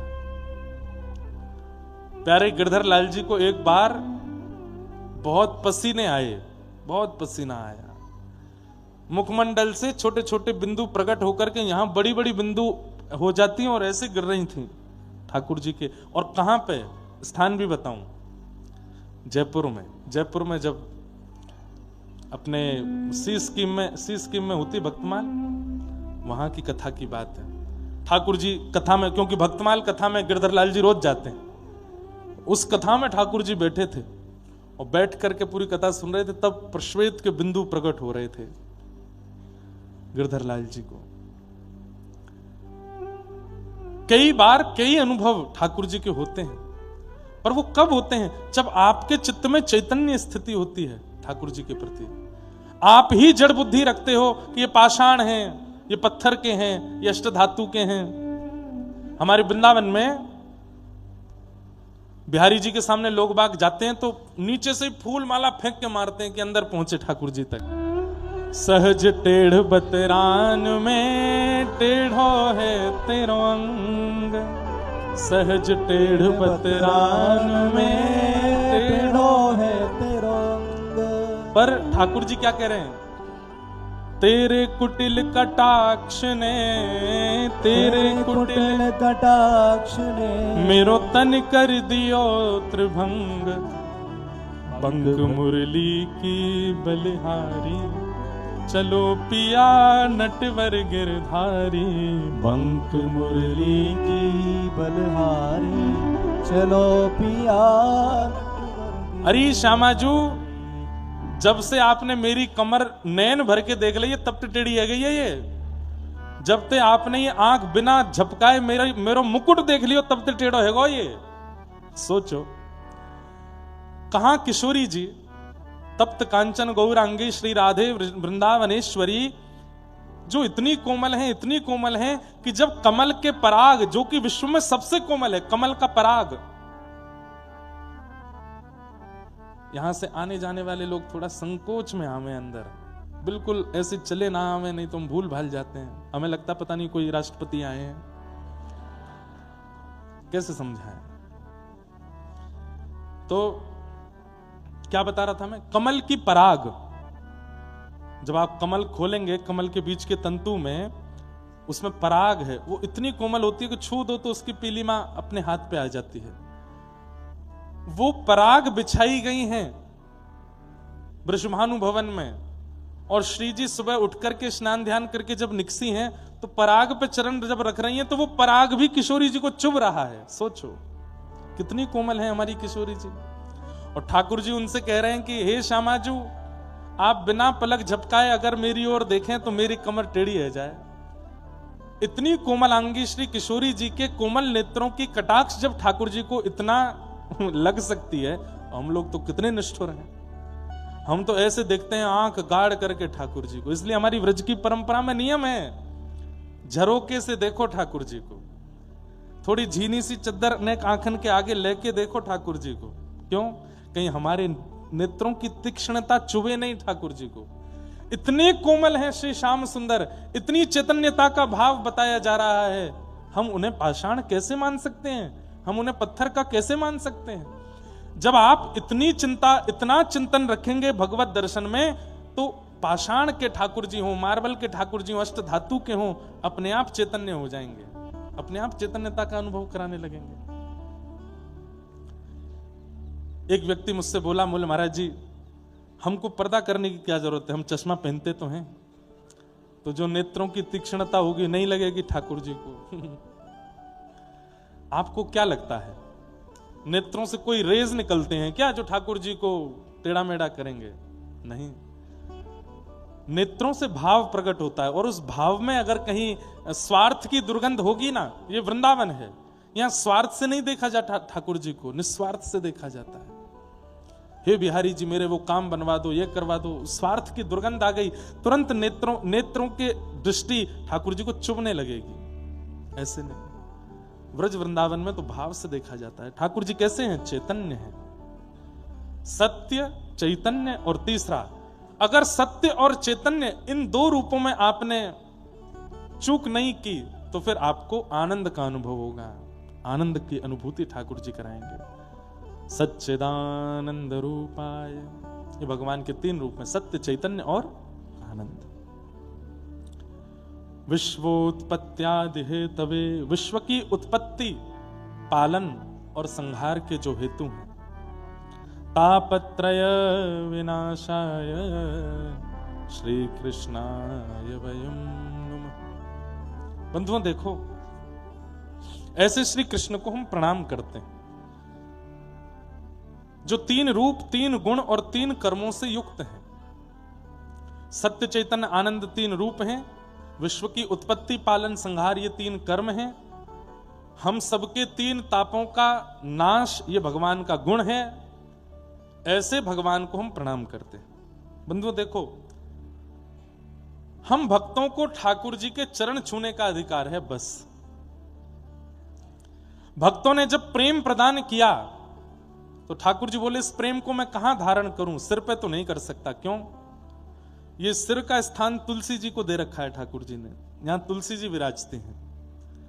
कई मंदिरों में ठाकुर जी को मुकुट पधराने से पहले तुलसी जी विराजमान की जाती हैं, तब फिर मुकुट पधराते हैं। नहीं तो शालिग्राम भगवान पे तो ऊपर तुलसी ही चढ़ाई जाती है, तो शीश का स्थान तुलसी जी को दे रखा है ठाकुर जी ने। भक्तों ने जब प्रेम दिया तो ठाकुर जी बोले शीश पे तो नहीं धारण कर पाऊंगा, तुलसी जी विराजमान है। तब ठाकुर जी के मन में आया हृदय में धारण कर लूं, तो हृदय में किशोरी जी विराजमान है। शीश पर तुलसी, हृदय में किशोरी जी। अब इन भक्तों के प्रेम को मैं कहां धारण करूं? तब ठाकुर जी ने अपने चरणों में धारण किया हम सबके प्रेम को। लेकिन जब चरणों की ओर, इसलिए श्रीनाथ जी 12 महीने 24 घंटा नीचे ही देखते रहते हैं, चरणों की ओर ही देखते रहते हैं। क्यों? क्योंकि मेरे आपके द्वारा प्रकट किए गए प्रेम सब वहीं विराजमान है। लेकिन ठाकुर जी के मन में संकोच है कि इन भक्तों ने मुझे इतना प्रेम दिया और मैं उसे नीचे से ऊपर ही नहीं ला पाया। और ध्यान से सुनिएगा, बहुत सुंदर भाव है। शीतकाल जब आता है, सर्दियां जब आती हैं, तो ठाकुर जी को मोजे पहना देते हैं। तो मोजे पहनाने पर ठाकुर जी हमारे आपके द्वारा प्रकट किया प्रेम जो चरणों में जाता है, ठाकुर जी उसको देखे ही नहीं पाए, देखे ही नहीं पाए। तो इतने व्याकुल हो गए ठाकुर जी, तुरंत ठाकुर जी ने कहा कि अरे जल्दी बसंत लाओ। और वसंत पंचमी जब आई तो मोजे हटा दिए गए। जैसे ही मोजे हटाते हैं वसंत पंचमी के बाद, तो ठाकुर जी के चरणों में जितना प्रेम इकट्ठा हुआ भक्तों का, ठाकुर जी को इतना भाया, इतना भाया, इतना भाया। ठाकुर जी बोले अब इनको चरणों में मत रखो। बोले कहां लाओ? मेरे गालों पे ले आओ। सो ठाकुर जी ने गुलाल के रूप में उनको गालों पे 40 दिन तक ठाकुर जी होली क्यों मनाते हैं? बोले इतने दिन तक मैंने मोजे पहन के रखे, भक्तों का प्रेम मुझे दिखा नहीं, मेरे नेत्र तरस गए। तो जैसे बहुत दिन तक कोई व्यक्ति वंचित रहा हो और वंचितता के बाद अचानक से संयोग मिलता हो, तो हम उसके लिए सारे द्वार खोल देते हैं। ऐसे ही ठाकुर जी ने अपने समस्त द्वार खोल दिए, सारे भेद और वेदों में बताए गए नियमों को तोड़वा दिया। 40 दिन तक तो ठाकुर जी गाल पर धारण करते गए, लेकिन जैसे ही रंग एकादशी आती है, ठाकुर जी बोले अब तो इन भक्तन के प्रेम रूपी या रज्जू से, प्रेम रूपी या कण से मुकुट नवाए दो। सो ठाकुर जी पूरे रंग में आ जाते हैं, ऊपर से नीचे तक एक एक रो में भक्त के उस प्रेम कण को ठाकुर जी धारण करते हैं। यही होली का उत्सव है। वो कण क्या है, वो रंग क्या है? भक्त के द्वारा प्रकट किया गया प्रेम। साल भर में ठाकुर जी के गाल छूने का अधिकार केवल और केवल होली में है। और दिन आप ठाकुर जी के गाल नहीं छू सकते, केवल होली में छू सकते। होली पे लगा सकते हैं ठाकुर जी के गालों पर रंग। क्यों? इसका मतलब क्या है? अधिकार दे दिया ठाकुर जी ने। और कई बार अधिकार योग्यता देख करके दिया जाता है, और कई बार अधिकार व्यक्ति की विरह वेदना को देख करके दिया जाता है। जैसे कई बार तो हम उसको वस्तु देते हैं जो अधिकारी हो। और कई बार कोई व्यक्ति बहुत ही रो रहा हो, बिलख रहा हो, प्रार्थना कर रहा हो, वस्तु उसको दे दी जाती है। शीतकाल के समय पर ठाकुर जी इतने गर्म वस्त्र पहनते हैं कि एक अंग भी नहीं दिखता, मुख दिखता है बस। लेकिन वसंत पंचमी आते आते भक्तों का प्रेम जो ठाकुर जी के चरणों में जा ही नहीं पाया, तब ठाकुर जी कहते हैं अब तुम रो मत, तुम चिंतित मत हो, तुम्हारा प्रेम मैं इधर धारण करूं, इधर धारण करूं, इधर धारण करूं, इधर धारण करूं। और सर्वांगीण रंग के रूप में ठाकुर जी फिर होली उत्सव करते हैं और सबको अपने सर्वांगीण अंग स्पर्श करने का अधिकार दे देते हैं। ये तो आज की बात करी मैंने। व्रजलीला में ये भाव कैसे है कि शीतकाल में गोपियां ठाकुर जी को स्पर्श करने का भाव रखती हैं, कभी पकड़वे की भावना से, कभी किसी भावना से ठाकुर जी के किसी अंग को स्पर्श की भावना रखती हैं। पर शीतकाल के कारण यशोदा मैया इतने लत्ता पहनाए के लाला को रखे कि गोपियां छू ही नहीं पाती, कहीं भी स्पर्श नहीं कर पाती ठाकुर जी का। तब वो गोपियां बड़ी बेचैन हो जाती हैं, बोले कहां करें, बोले सबके सामने मुख स्पर्श हम कर नहीं सकते, और बाकी की लीलाओं में छल बल से कभी हम हाथ पकड़ लेती थी, कभी हम कमर पकड़ लें, कभी हम चरण पकड़ लें, और यशोदा मैया इतने वस्त्र पहना के लाला को रखे हम स्पर्श ही नहीं कर पाती। सो ठाकुर जी वसंत पंचमी आते ही मोजे उतार देते हैं, वस्त्र धीरे धीरे हल्के करने शुरू कर देते हैं और गोपियों से कहते हैं भले ही पूर्ण रूपेण मेरे आप अंग का स्पर्श इतने दिनों नहीं कर पाई हो, अब होली आ गई, 40 दिन तक जहां ऐसा सके, जितना ऐसा सके खूब चटक रंग लेकर के मेरा स्पर्श करो।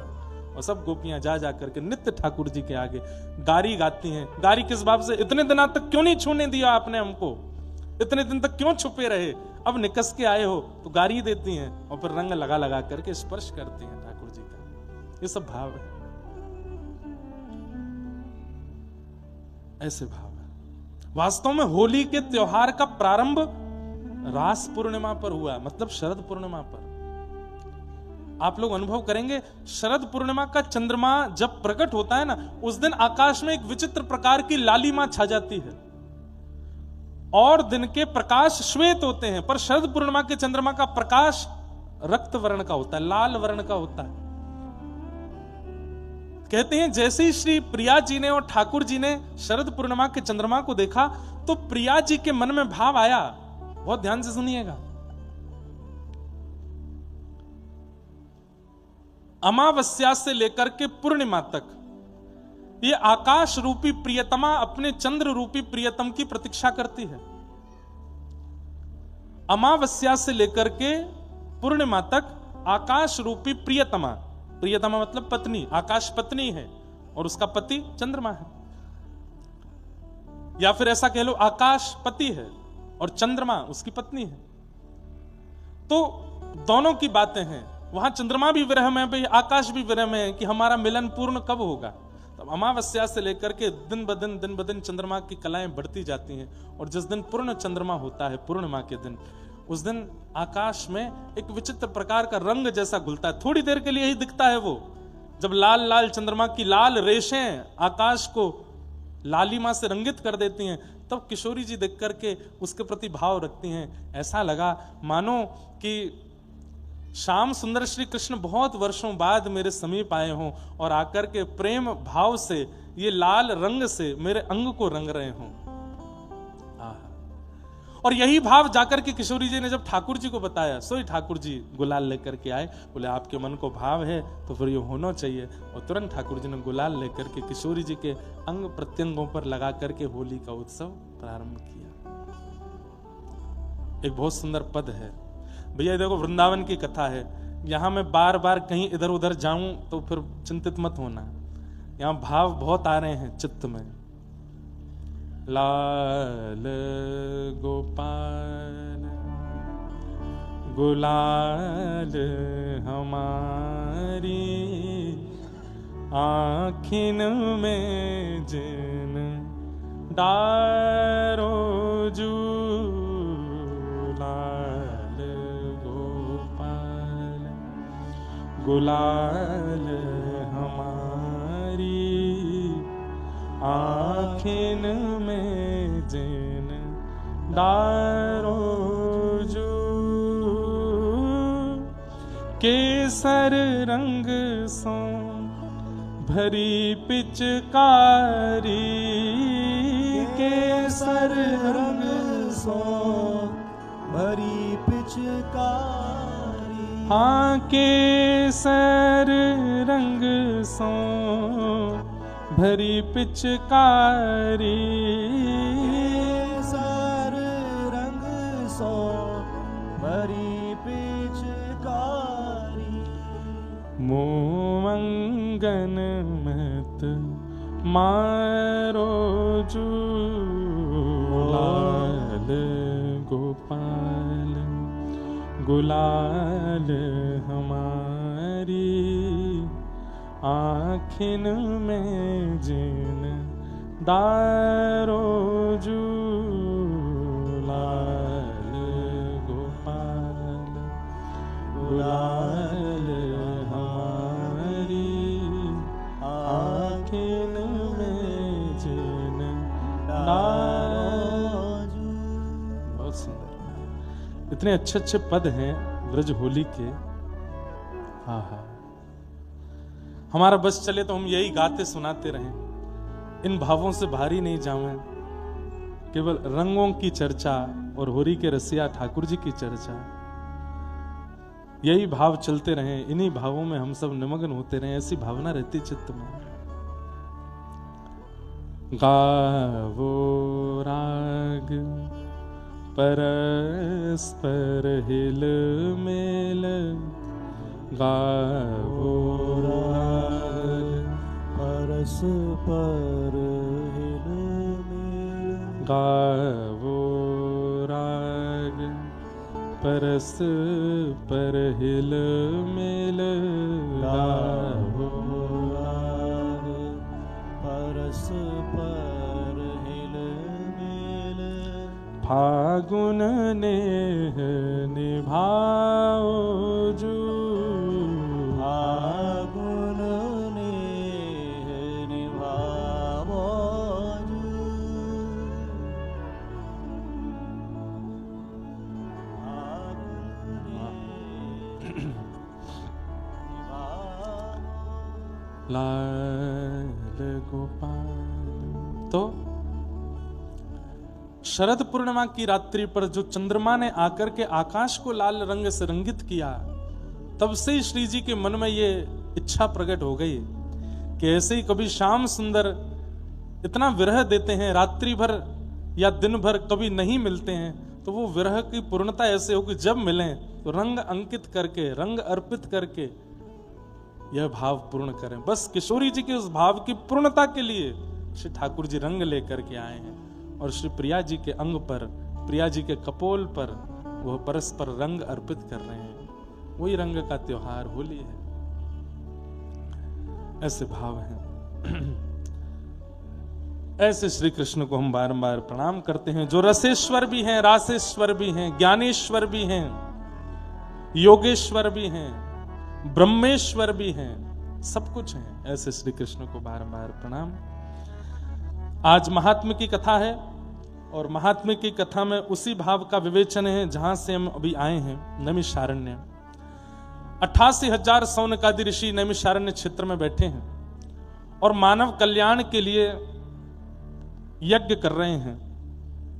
तभी वहां सूत जी का आगमन हुआ और सूत जी से 88,000 सौनकादि ऋषियों ने प्रश्न किया, इह घोरे कलौ प्रायो जीवाश्चासुरतां गतः क्लेशाकान्तस्य तस्यैव रोधने किं परायणः।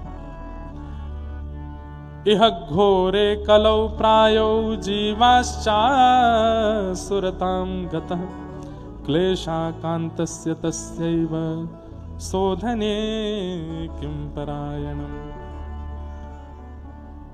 सौनकादि ऋषि प्रश्न कर रहे हैं सूत जी महाराज से कि इस भयंकर कलिकाल में मानव का कल्याण कैसे होगा, उसका शोधन करके हमें बताइए कि इस कलिकाल में मानव भगवत प्राप्ति कैसे कर पाएगा। क्यों? श्रेयसाम यद भवेत् श्रेय पावनानां च पावनम कृष्ण प्राप्तिकरम सस्वत साधनम तद्वदाधुना। कोई ऐसा साधन बताइए जिसमें कलिकाल में भगवत प्राप्ति थोड़ी सहज हो जाए, सरल हो जाए, क्योंकि कलयुग के जीव ज्यादा कठिन तप यज्ञ कर नहीं पाएंगे। इसलिए इनके लिए कुछ सामान्य साधारण उपाय आपको बताना पड़ेगा। तब सूत जी महाराज ने कहा, इस कलिकाल में एक ही उपाय है जिससे भगवत प्राप्ति साधारण और सामान्य सरल हो सकती है। क्या? कालव्याल मुखग्रास त्रास निर्णा सहे तबे श्रीमद्भागवतम शास्त्रम कलौकीरेण भाषितम। काल रूपी व्याल के मुख के ग्रास बन के हम आप सब लोग बैठे हैं। हमारे जब चाहें तब प्राण निकल सकते हैं, लेकिन इस भयावह कलिकाल में भी श्रीमद् भागवतम शास्त्रम कलौकीरेण भाषितम, एकमात्र श्रीमद् भागवत शास्त्र है जिसकी सन्निधि में जाकर के, जिसका अवलोकन श्रवण करके आप जीवन में भगवत प्राप्ति के मार्ग पर अग्रसित हो सकते हो। मार्ग पर चलना शुरू कर दो, गंतव्य पे तो पहुंच ही जाओगे। आज नहीं तो कल पहुंचोगे, कल नहीं तो परसों, पर मार्ग श्रीमद् भागवत ही प्रदान करती हैं। इसलिए भागवत का आश्रय लो। हमारे स्वामी श्री हरदास जी महाराज ने भी, जहां पर रस परंपरा की वृहद स्थिति है, वहां स्वामी जी महाराज भी कहते हैं, प्रथम सुने भागवत भक्त मुख भगवत वाणी। पहले भागवत सुनो। आजकल वृंदावन आकर के कई बार लोग कीर्तनों से प्रभावित होकर के, भजनों से प्रभावित होकर के, और यहां बनने वाले गोपी स्वरूप और चित्रकला मुखमंडल पर होने वाले छापा तिलक से प्रभावित होकर के वृंदावन आ जाते हैं। उन्होंने कभी कथा नहीं सुनी, वो केवल भजन संकीर्तन और इन्हीं भावों में ज्यादा रत होकर के वृंदावन के प्रति प्रेम प्रकट कर लेते हैं। कहीं ना कहीं उन सबके भगवत मिलन में बहुत बड़ी बाधा बन जाती है, बहुत बड़ी एक रुकावट बन जाती है। पहले कथा सुनिए, ठीक है, वृंदावन आपको खींच करके बुलाया कीर्तन ने, किसी भजन ने, किसी भाव ने, लेकिन वृंदावन जब प्रिय लग गया है तो अब कथा सुनिए और जाकर के वहां वृंदावन प्रिया प्रियतम के भाव को समझना शुरू कीजिए। और एक और बात, एक कथा, दो कथा, 100 कथा, 500 कथाओं में भी वृंदावन समझ में नहीं आएगा। वृंदावन तब समझ में आएगा जब श्री जी चाहेंगे, जब ठाकुर जी चाहेंगे।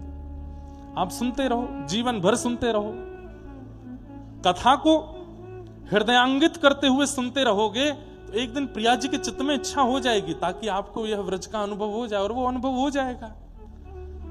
इसलिए प्रथम सुने भागवत, कथा सुनना बहुत जरूरी है। कीर्तन कथा बाद का विषय है। श्रवणम कीर्तनम विष्णु, पहली भक्ति श्रवण है। श्रवण करो, बिना श्रवण के उद्धार नहीं होगा। श्रीमद् भागवतम शास्त्रम कलौकीरेण भाषितम। कलयुग में यही भागवत की कथा है जो कल्याण कर सकती है।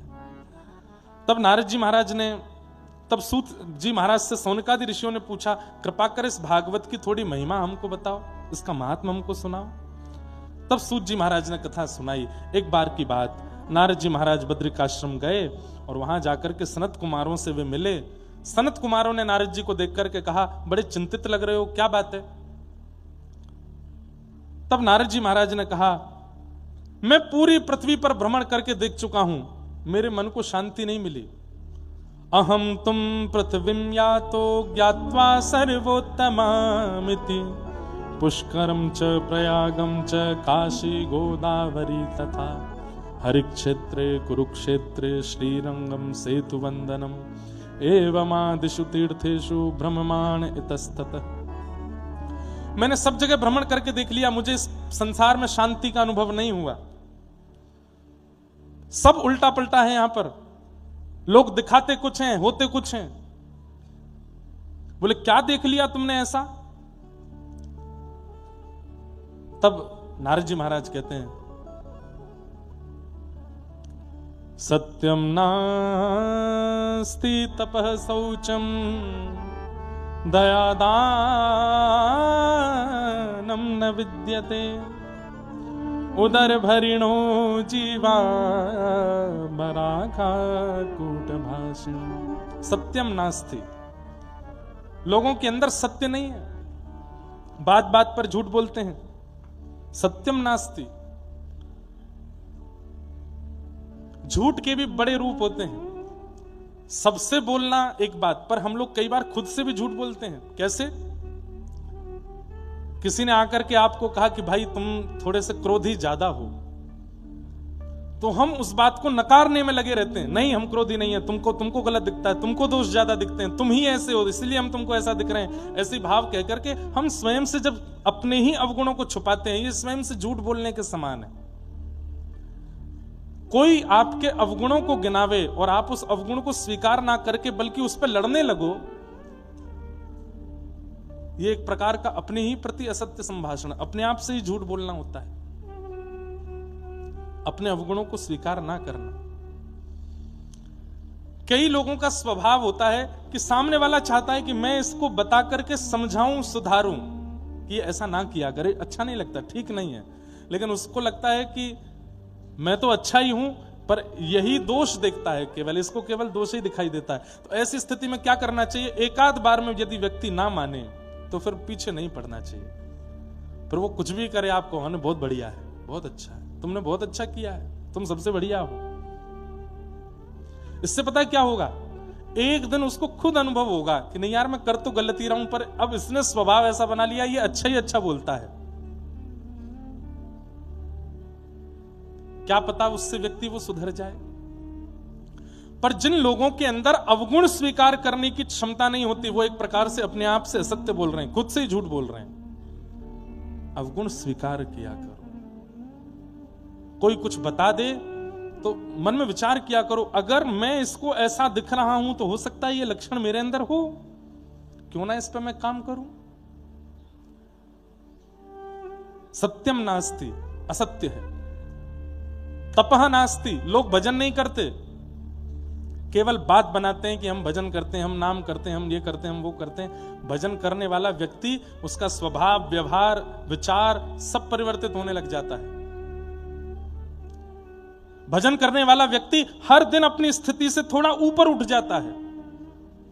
पर आप वहीं अटके हो, बल्कि और नीचे आ गए, उसका मतलब भजन नहीं किया आपने, आडंबर किया है। ऊपर उठने का मतलब क्या है? ऊपर उठने का मतलब क्या है? आज एक खराब दाल आपको परेशान कर रही है कि दाल अच्छी नहीं बनी, लेकिन भजन करने वाला व्यक्ति कैसा हो जाता है? धीरे धीरे इस स्थिति में आ जाता है, अब जो बन जाए, जैसा बन जाए, जो मिला है सब स्वीकार है, पेट ही तो भरना है। ऊपर उठने वाली व्यक्ति का मतलब क्या? उसके कोई बंधन नहीं है, भोजन का बंधन नहीं, वस्त्रों का बंधन नहीं, किसी व्यक्ति के विचार या भावों का बंधन नहीं, कोई बंधन नहीं है उसके जीवन में, सब स्वीकार है। ये कहीं ना कहीं भजनानंदी व्यक्ति का होता है। हां, विषय स्वीकार नहीं है, विषय स्वीकार नहीं है, संसार के विषय भोग स्वीकार नहीं है, उसमें उसकी रुचि नहीं होती, उसमें उसकी ज्यादा लगन नहीं होती, ज्यादा मन नहीं लगता। बस्ती छोड़ एकांत बिठावो, बातन सो घबराही, ऐसो दुख दी जो ही हमारे राधा वल्लभ परंपरा की श्री भोरी सखी यही होली के दिन चल रहे थे, श्री राधा वल्लभ जी का दर्शन करने के लिए गई भोरी सखी श्री भोलानाथ जी। तभी पुजारी जी ने पिचकारी भर करके सब पे मार रहे थे, और सब पे मारते मारते वो पिचकारी जब भोलानाथ जी के पास गई तो उस समय भोलानाथ जी ने ऐसे मुख किया तो पिचकारी की धार कान में गई और सीधे भीतर जाके पर्दा फट गया कान का। कई बार लोग सोचते हैं कि मंदिर में हम गिर गए, इसका मतलब ठाकुर जी हमसे नाराज हैं इसलिए हम गिर गए। नहीं, ठाकुर जी जब प्रसन्न होते हैं तो मंदिर में गिरते हैं, मंदिर में डांट पड़वाते हैं, मंदिर में पिटाई हो जाती है, मंदिर में कुछ ना कुछ चोरी होता है, पैसा लुट गए, चप्पल लुट गई, कुछ हो गया, फोन नहीं मिल रहा। सोचो ठाकुर जी आनंद है, खेल रहे हैं आपके साथ। भोरी सखी जी के कान में जब वो पिचकारी की धार गई, उस समय पीड़ा तो बहुत हुई होगी, वेदना तो बहुत हुई होगी, कान का पर्दा फट गया, लेकिन आप इतने आनंद में थे, श्री राधा वल्लभ जी होरी खेल रहे हैं, आपको पता ही नहीं चला क्या हुआ। तभी किसी ने देखा कि यहां तो तेसु के पुष्पों के रंग उड़ रहे हैं, पीला पीला रंग उड़ रहा है, पर इनके कान में से लाल रक्त की धार। किसी ने कहा तो बोले नहीं कुछ नहीं है, ऐसे ही कुछ हो गया होगा, ठीक हो जाएगा। 1 दिन 2 दिन 10 दिन 15 दिन 20 दिन महीनों निकल गए, भीतर ही भीतर वो घाव बन गया, और ये कान यहां से सूजने लगा। कहते हैं उनको कोई चिकित्सा में लेकर के गया, तो जब चिकित्सा के लिए वे गए तो डॉक्टरों ने कहा कि आपके कान का पर्दा फटा है, फिर भी आप वेदना में क्यों नहीं हैं? आप रो क्यों नहीं रहे हैं? आप चीख चिल्ला क्यों नहीं रहे हैं? आपको दर्द क्यों नहीं हो रहा है? ये वेदना तो बहुत कठिन है।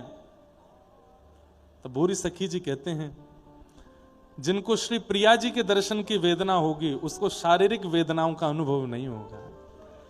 तुमको कान की वेदना दिख रही है, तुमको कान की वेदना दिख रही है, पर हृदय की वेदना मैं तुमको कैसे दिखाऊं? श्री प्रिया जी नहीं मिल रही हैं, मेरे श्याम सुंदर राधा वल्लभ नहीं मिल रहे हैं, उसकी वेदना के आगे ये बहुत छोटा है। किसी व्यक्ति का हाथ कट गया हो और उसके पैर में खरोंच लग जाए, हाथ को ना कह करके पैर की खरोंच ही देखता रहे, अरे मेरे पैर छिल गया, पैर छिल गया, तो सामने वाला पागल नहीं समझेगा? हाथ कट गया तुम्हारा और तुम पैर की खरोंच दिखा रहे हो। वही बात श्री भूरी सखी बोले, हृदय की वेदना के आगे ये तो खरोंच के समान है। वो प्रिया जी के दर्शन की जो वेदना है वो कैसे दिखाऊं, कैसे बताऊं? बात है लग की, ये इतने सारे पद यहीं आते हैं वृंदावन में याद, और कहीं कथा में याद नहीं आते।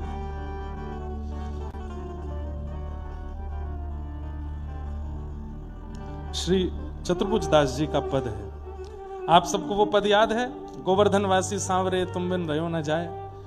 तो गोवर्धन वासी सांवरे पद से पहले श्री चतुर्भुज दास जी ने ये पद गाया। कथा सबको पता है कि गुरुदेव उनको तीर्थ यात्रा पर लेकर के जा रहे थे, तो आज्ञा कर दी थी रात को कि चतुर्भुज दास कल तीर्थ यात्रा पर जाना है। तो चतुर्भुज दास जी बोले गुरु आज्ञा में टाल नहीं सकता और ठाकुर जी से दूर में जा नहीं सकता, अब क्या करूं?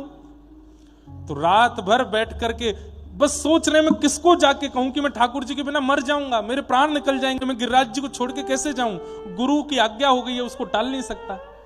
तब उन्होंने ये पद गाया, बात है लग की, हिलग मतलब हृदय की, बात है लग की कासों कहिए, बात है लग की कासों कहिए, बात है लग की कासों कहिए, बात है लग की कासों कहिए। सुनरी सखी व्यथाया मन की, सुनरी सखी व्यथाया मन की, समझ समझ मन चुप कर रही है, समझ समझ मन चुप कर रही है। किसको बताऊं मैं? अगर मैं किसी से जाके कहूंगा भी तो वो सामने वाला यही कहने वाला है कि अरे गुरु आज्ञा प्रधान है, गुरु ने कहा है कि जाना है तो तुम्हें अपने मन की चिंता नहीं करनी चाहिए। पर मैं उसे कैसे समझाऊं कि मेरा मन श्री गिरधर लाल जी के चरणों में है, इनको छोड़ के मैं नहीं जा सकता।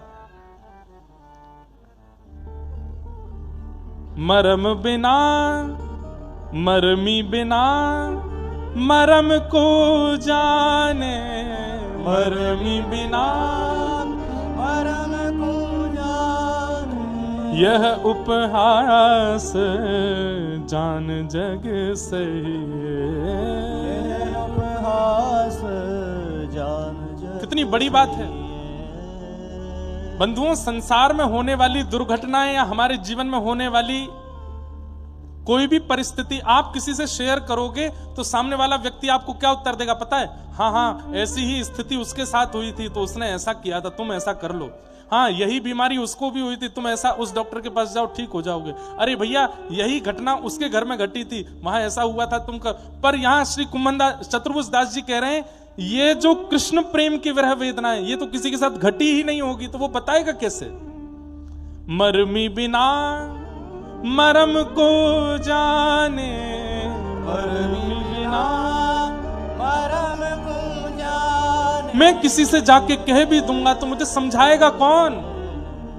मेरी बात सुनकर के सब यही कहने वाले हैं कि अरे ये तो कोई नया रोग है, ये तो पहले किसी को हुआ नहीं, इसके बारे में कभी सुना नहीं। यह उपहास जान जग सही है, यह उपहास जान जग सही। और ये बात सत्य है। वृंदावन के होने के बाद, गुरुदेव के होने के बाद, राधा वल्लभ राधा रमण के होने के बाद आप उपहास के पात्र बन जाते हैं कई लोगों के लिए। वो आपका उपहास ही करते हैं।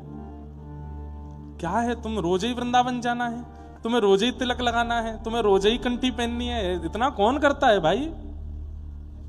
उपहास के पात्र बन जाते। कौन समझे हमारी बात को? चतुर्भुज प्रभु गिरिधारन मिले जब, चतुर्भुज प्रभु गिरिधारन मिले जब, तब ही सब सुख पइए पइए, तब ही सब सुख पइए।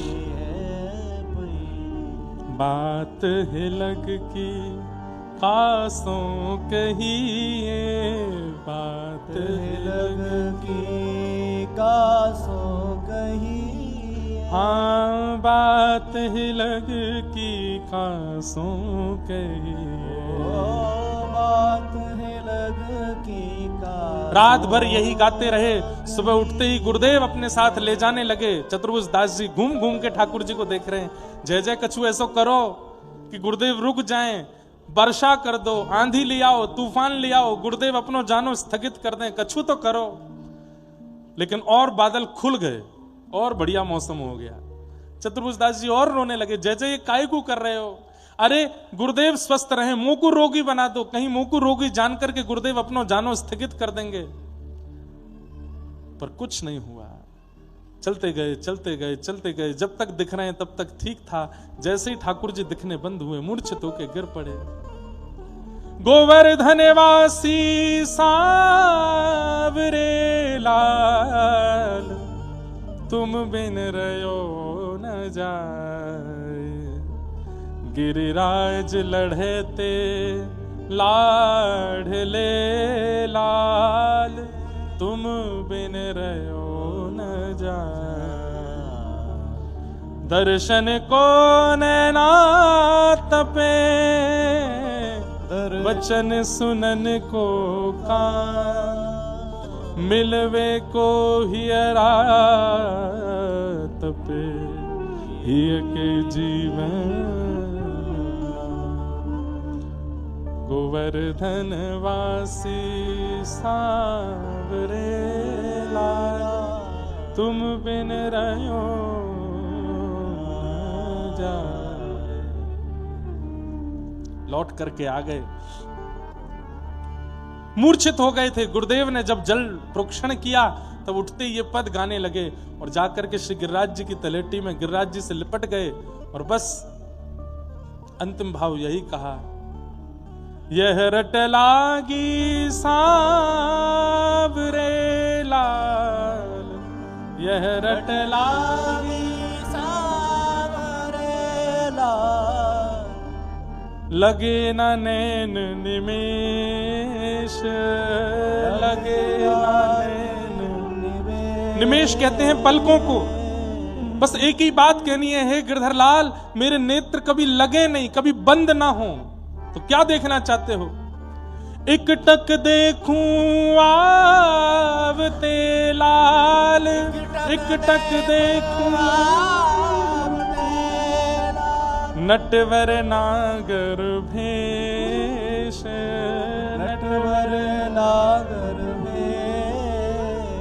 गोवर्धन वासी सांवरे लाल, तुम बिन रहो न जाए।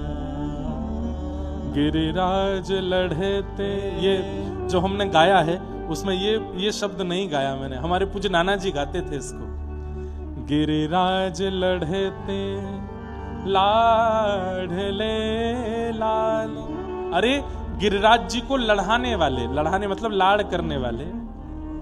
गिरिराज लढ़ते लाढ़ले लाल, तुम बिन रहो न जाए। तो ये भाव कहने का अभिप्राय श्री भोरी सखी क्या कह रही हैं? हृदय की वेदना के आगे ये तो जैसे छिल गया हो उसके समान है। हृदय के कितने टुकड़े हो गए हैं श्री जी के दर्शन के बिना। उसकी विरह वेदना में तुम्हें कैसे बताऊं, उसे मैं कैसे समझाऊं? तो भैया ये प्रेम मार्ग, भक्ति मार्ग कठिन बहुत है। यहां आना बहुत सरल है, पर इस पर चलना बहुत कठिन है। क्योंकि स्थिति अगर ठाकुर जी ने स्वीकार कर लिया तो ऐसी हो जाएगी कि आप फिर किसी और के योग्य रह नहीं पाओगे। ये विचलनता, ये विचित्र प्रकार की स्थिति जो संसार में, समाज में किसी की नहीं होगी, वो होती चली जाएगी। लोग बाग फिर उसको, जैसे किसी को कोई रोग हुआ, अगर वही रोग किसी और को हो गया तो व्यक्ति सोचता है कि इस रोग की दवाई है, पर जो किसी को रोग नहीं हुआ वो अगर आपको हो गया तो आपको लोग पागल ही कहेंगे। बोले ये कोई होता ही नहीं ऐसे, तो इसको हुआ, ये पागल है। और अधिकतर भक्ति प्रेमियों को पागल कह दिया जाता है।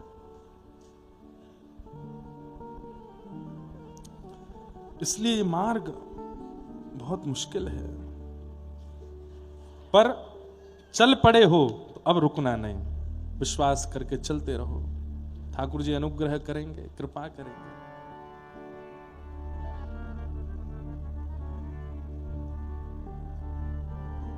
तपह नास्ति, हम लोग बस केवल दिखावा करते हैं नाम जप का, भजन का, परिक्रमा का, दर्शन का। वो यदि जीवन में वास्तव में होता तो हर दिन आप अपग्रेड होते चले जाओगे, हर दिन आप अपनी स्थिति से ऊपर उठते चले जाओगे। वहीं हो या पहले से और नीचे चले गए हो तो इसका मतलब आपने भजन नहीं किया है। भजन हर दिन उठाता है। दीक्षा तो बड़े चाव में ली है आपने, लेकिन दीक्षा के बाद इतने महीनों में भी कोई परिवर्तन चित्त में नहीं आया, तो इसका मतलब आपने गुरु प्रदत्त उस मार्ग का अनुसंधान नहीं किया, गुरु प्रदत्त उस वाक्य का पालन नहीं किया। पालन किया होगा तो आप हर दिन बढ़ोगे, हर दिन कुछ अलग होगा आपके साथ। स्थिति में, परिस्थिति में, व्यवहार में, स्वभाव में परिवर्तन आएगा।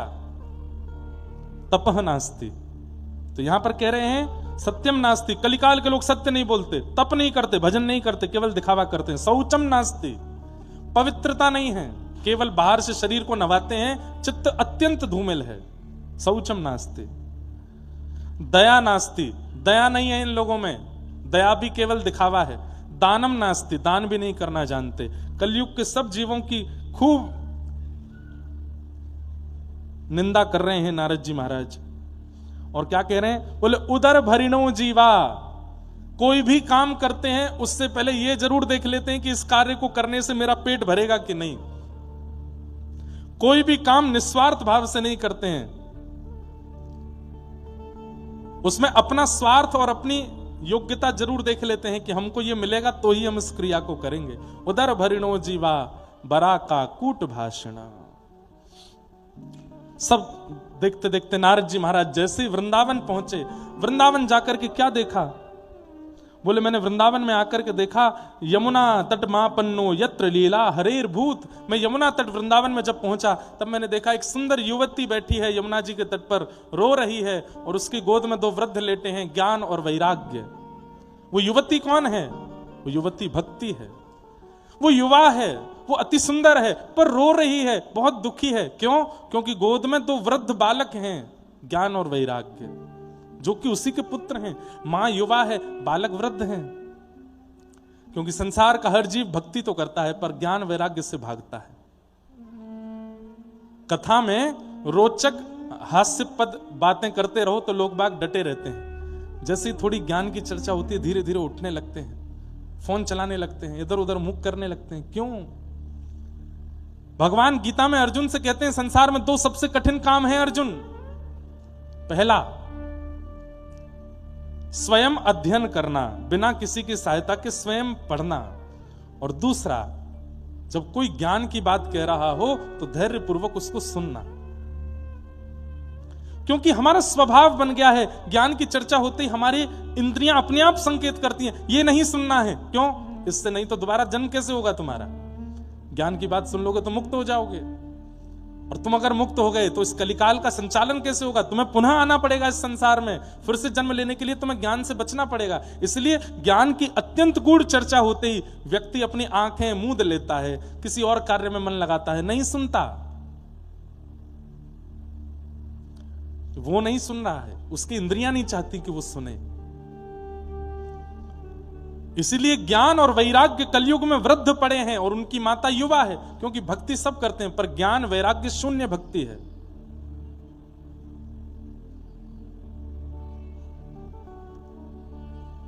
तुमरे भजन राम को पावे, जन्म जन्म के दुख विसरावे, अंतकाल रघुवरपुर जाई, जहां जन्म हरि भक्त कहाई, और देवता चित्तन धरई, हनुमत से सर्व सुख करई, संकट कटे मिटे सब पीरा, जो सुमरे हनुमत बलबीरा। जय जय जय हनुमान गुसाई, कृपा करो गुरुदेव के नाई, जो सतबार पाठ कर कोई छूटे बंद। जो यह पढ़े हनुमान चालीसा, हो सिद्ध साखी गौरी सा, तुलसीदास सदा हरिचेरा, हृदय मह डेरा। पवन तनय संकट हरण, मंगल मूर्ति रूप, राम लखन सीता सहित हृदय बसो। सबको याद है पर अर्थ कोई नहीं जानता। मुकुर शब्द का अर्थ यहां बैठे हुए गिनती के लोग जानते होंगे। श्री गुरु चरण सरोज रज, निजमन मुकुर सुधार। याद सबको है पर अर्थ कोई नहीं जानता। ज्ञान नहीं है, केवल भक्ति है। और वैराग्य नहीं है। वैराग्य का मतलब किसको कहते हैं? वैराग्य राग रहित स्थिति को वैराग्य कहते हैं।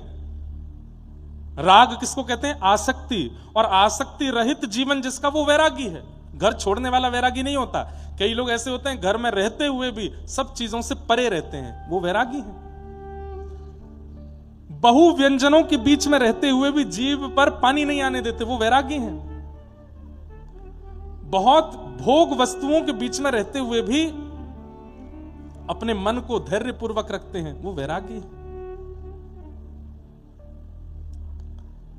मैं आंख बंद करके कथा इसलिए कह रहा हूं ताकि मेरा ध्यान ना भटके। मैं कहता रहूं, कोई उठे आवे जावे तो भी, और कुछ चिंतन चलता रहे, इसलिए आप लोग केवल सुनिए। वैराग्य का मतलब घर त्यागना नहीं होता। वैराग्य का मतलब वस्तु त्यागना नहीं होता। वैराग्य मतलब व्यक्ति त्यागना नहीं होता। वैराग्य का मतलब वस्तु, व्यक्ति या विषय का त्याग नहीं, उनके प्रति जो आपकी आसक्ति है उसका त्याग। भगवान ना करे कल को घर टूट गया तो पता चली आपने आत्महत्या कर ली। क्यों? रह ही नहीं पाए, देख ही नहीं पाए, मेहनत से घर कमाया बनाया, घर ही नहीं रहा, अब मैं कैसे रहूं? ये आसक्ति है। मैं अपनी पत्नी बच्चों के बिना नहीं रह सकता। उनमें से किसी को भी जीवन में कोई कष्ट आ गया, तुरंत अपने आप विष खा लिया, ये आसक्ति है। आसक्ति मतलब वस्तु में इतने प्रवृत्त हो जाना कि उसकी अनुपस्थिति में व्याकुल हो जाना, वो ना मिले तो विचलित हो जाना, ये आसक्ति है।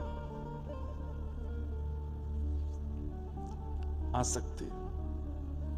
और इस आसक्ति के त्याग को ही वैराग्य कहते हैं।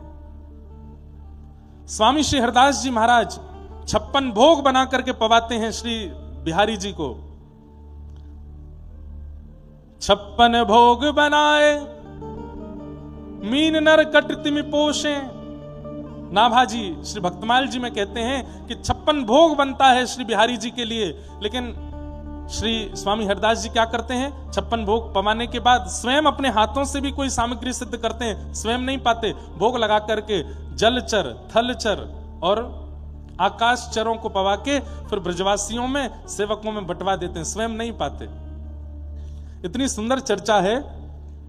स्वामी श्री हरदास जी स्वयं कभी नहीं पाते तो प्रिया प्रियतम एक दिन प्रकट होकर के बोले, स्वामी जी ये बहुत गलत बात है, हमारा प्रसाद आप नहीं पाते, सबको पवा देते हो। तो स्वामी जी ने उत्तर में कहा, जय जय, मैं प्रसाद देख करके वाको अनुभव चित्त में कर लूं, लेकिन पाऊं या मारे नाऊं, क्योंकि मुंह को अपनी जीभ पे भरोसा ना है। अगर या जीव को अच्छो आज मिल गए हो तो ये कल भी अच्छो मांगेगी, परसों भी अच्छो मांगेगी, और दिन ब दिन ये जीव बिगड़ती चली जाएगी। या हमारे में या जीव को कहीं आपके प्रसाद में अन्य वस्तु आ गई तो दिक्कत है जाएगी, या हमारे में ना पाऊं। श्री जी बोली, नहीं हमारी इच्छा है। स्वामी श्री हरदास जी ने अपने संपूर्ण जीवन काल में 8 तोले चने से ज्यादा नहीं पाया, 8 तोला चने खाए बस। और ठाकुर जी का 56 भोग लगाते थे। तब एक दिन श्री जी बोली, आप पाओ, हमारी इच्छा है आप पाओ, आप अन्न पाओ। ठाकुर जी बोले ठीक है। तो एक ब्रजवासी के घर से आटा भिक्षा में मंगाया, यमुना जल पधरा के उसका टिक्कर, छोटी सी एक बाटी बनाई, दाल बाटी वाली बाटी, उसको सेक करके और एक बाटी पधरा दी। देखो श्री जी, अब मैं बाटी पा रहा हूं, आपने कही अन्न पानो तो मैं अन्न पा रहा हूं। प्रिया जी बोली, ये कैसा अन्न है, ऐसी कोरी सूखी बाटी।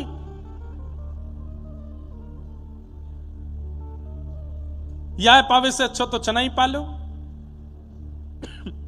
स्वामी जी बोले, नहीं नहीं, आपकी आज्ञा है तो अन्न पाऊंगा। इतने में ठाकुर जी आके बोले, आप पा ही नहीं पाओगे। क्यों नहीं पा पाऊंगा?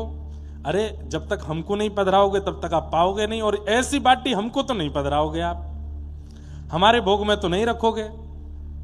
आप तो हमको इतनी कोमल, इतनी इतनी, अरे हमारे व्रज में इतनो विचार किया जाए, हमारे दाऊ जी में इतनी छोटी छोटी पूड़ी बनती है शाम को, क्यों?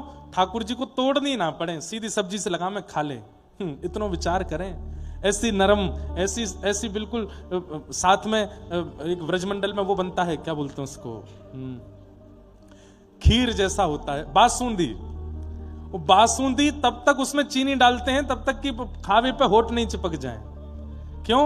क्योंकि भैया सब्जी सागन में मिर्च डाली गई है, कहीं ठाकुर जी को उष्णता हो तो मिर्च लगे, तुरंत बासुंदी की एक घूंट ले लेंगे तो ठाकुर जी को मिर्च नहीं लगे। इतना विचार करके प्रसाद बनता है व्रज में, इतना विचार करते हैं। ठाकुर जी बोले, स्वामी जी इतनी कठोर निष्ठुर बाटी आप हमको भोग तो लगाओगे नहीं, और जब तक हम भोग नहीं लगाएंगे तो आप कैसे पाओगे? तो स्वामी जी बोले, मुंह पे एक तरीका है। बोले, कहा, बाटी लेकर के और श्री प्रिया प्रियतम के चरणन से सिर तक 4 बार 5 बार 6 बार 8 बार उसार करके मेरे प्रिया प्रियतम को जितनी नजर लगी हो सब या बाटी में आ जाए। है गई प्रसादी, पा लिए स्वामी हरदास जी, पा गए उसको। ऐसे ऐसे भाव वाले जीव, भाव वाले आचार्य इस वृंदावन की भूमि पर रहे। इसे कहते हैं वैराग्य, कि अपनी जीव की इच्छाओं के प्रति आसक्त नहीं है, सबके बीच रहते हुए भी निरासक्ति रहना, इसको वैराग्य कहते हैं। और वैरागी व्यक्ति गृहस्थाश्रमी भी वैरागी हो सकता है, पत्नी बच्चों वाला भी वैरागी हो सकता है, सब प्रकार के बिजनेस व्यापार में रहने वाला व्यक्ति भी वैरागी हो सकता है। मन को ज्यादा ना भटकने देता हो, एक चित्त एकाग्र रखता हो, बहुत जल्दी विचलित ना होने देता हो, उसको वैरागी कहते हैं। पर भक्ति तो है पर वैराग्य नहीं है, इसीलिए भक्ति के दोनों पुत्र वृद्ध हो गए हैं। भक्ति ज्ञान वैराग्य को कैसे बढ़ाया जाए चित्त में, यह प्रश्न जब सूत जी महाराज ने सौनकादि ऋषियों से किया, तब सौनकादि ऋषियों ने वही उत्तर दिया जो नारद जी को सनत कुमारों ने दिया। बोले एक ही उपाय है। बोले क्या? सत्कर्म सूचको नूनम ज्ञान यज्ञ स्मृतो बुधई श्रीमद् भागवतालाप सतु गीत सुकादिवे। श्रीमद् भागवत की कथा सुनो, और भागवत की कथा सुनकर के तत्श्रवणन प्रपठन विचारण परो। बंधुओं, कथा को लागू नहीं करना है, विचार करना है। व्यास जी क्या कह रहे थे आज कथा में, उसका चिंतन जरूर करो कक्ष में बैठ करके, क्योंकि चिंतन ही उसको लागू करवाएगा, चिंतन ही जीवन में लाएगा। ये बात महाराज जी ने कही थी, ये कथा महाराज जी ऐसे सुना रहे थे, इसमें क्या रहस्य है, क्या बात है, उसका चिंतन करोगे, चिंतन करने से ही वो जीवन में आने लग जाएगा। और यदि वो जीवन में आ गया तो इस कलिकाल में भक्ति के साथ ज्ञान और वैराग्य दोनों पुष्ट हो जाएंगे। भागवत की कथा कराओ, कहाँ कराएं? बोले आनंद नाम के वन में कराओ। और वहां कथा हुई, सनत कुमारों ने कथा सुनाई। जैसे ही भक्ति महारानी ज्ञान वैराग्य पुत्र के साथ हैं, कथा में प्रवेश करते ही ज्ञान और वैराग्य युवा हो गए। आहा, युवा हो गए।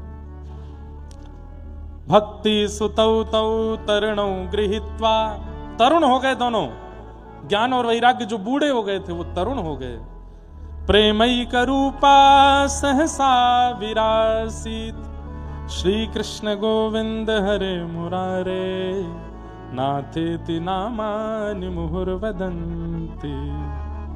ठाकुर जी की कथा में प्रवेश करते ही ज्ञान वैराग्य युवा हो गए, और युवा ज्ञान वैराग्य को देख करके भक्ति महारानी नृत्य करने लगी, आनंदित हो गई, सब निमग्न हो गए, प्रेम निमग्न हो गए। तब भक्ति महारानी ने पूछा कि हे नारद जी महाराज, मैं कथा में आ गई, अब कथा में मुझे बैठना कहाँ चाहिए, मेरा आसन कहाँ है? तब नारद जी महाराज ने भक्ति को आसन बताया। क्या? भक्ति गोविंद स्वरूप कर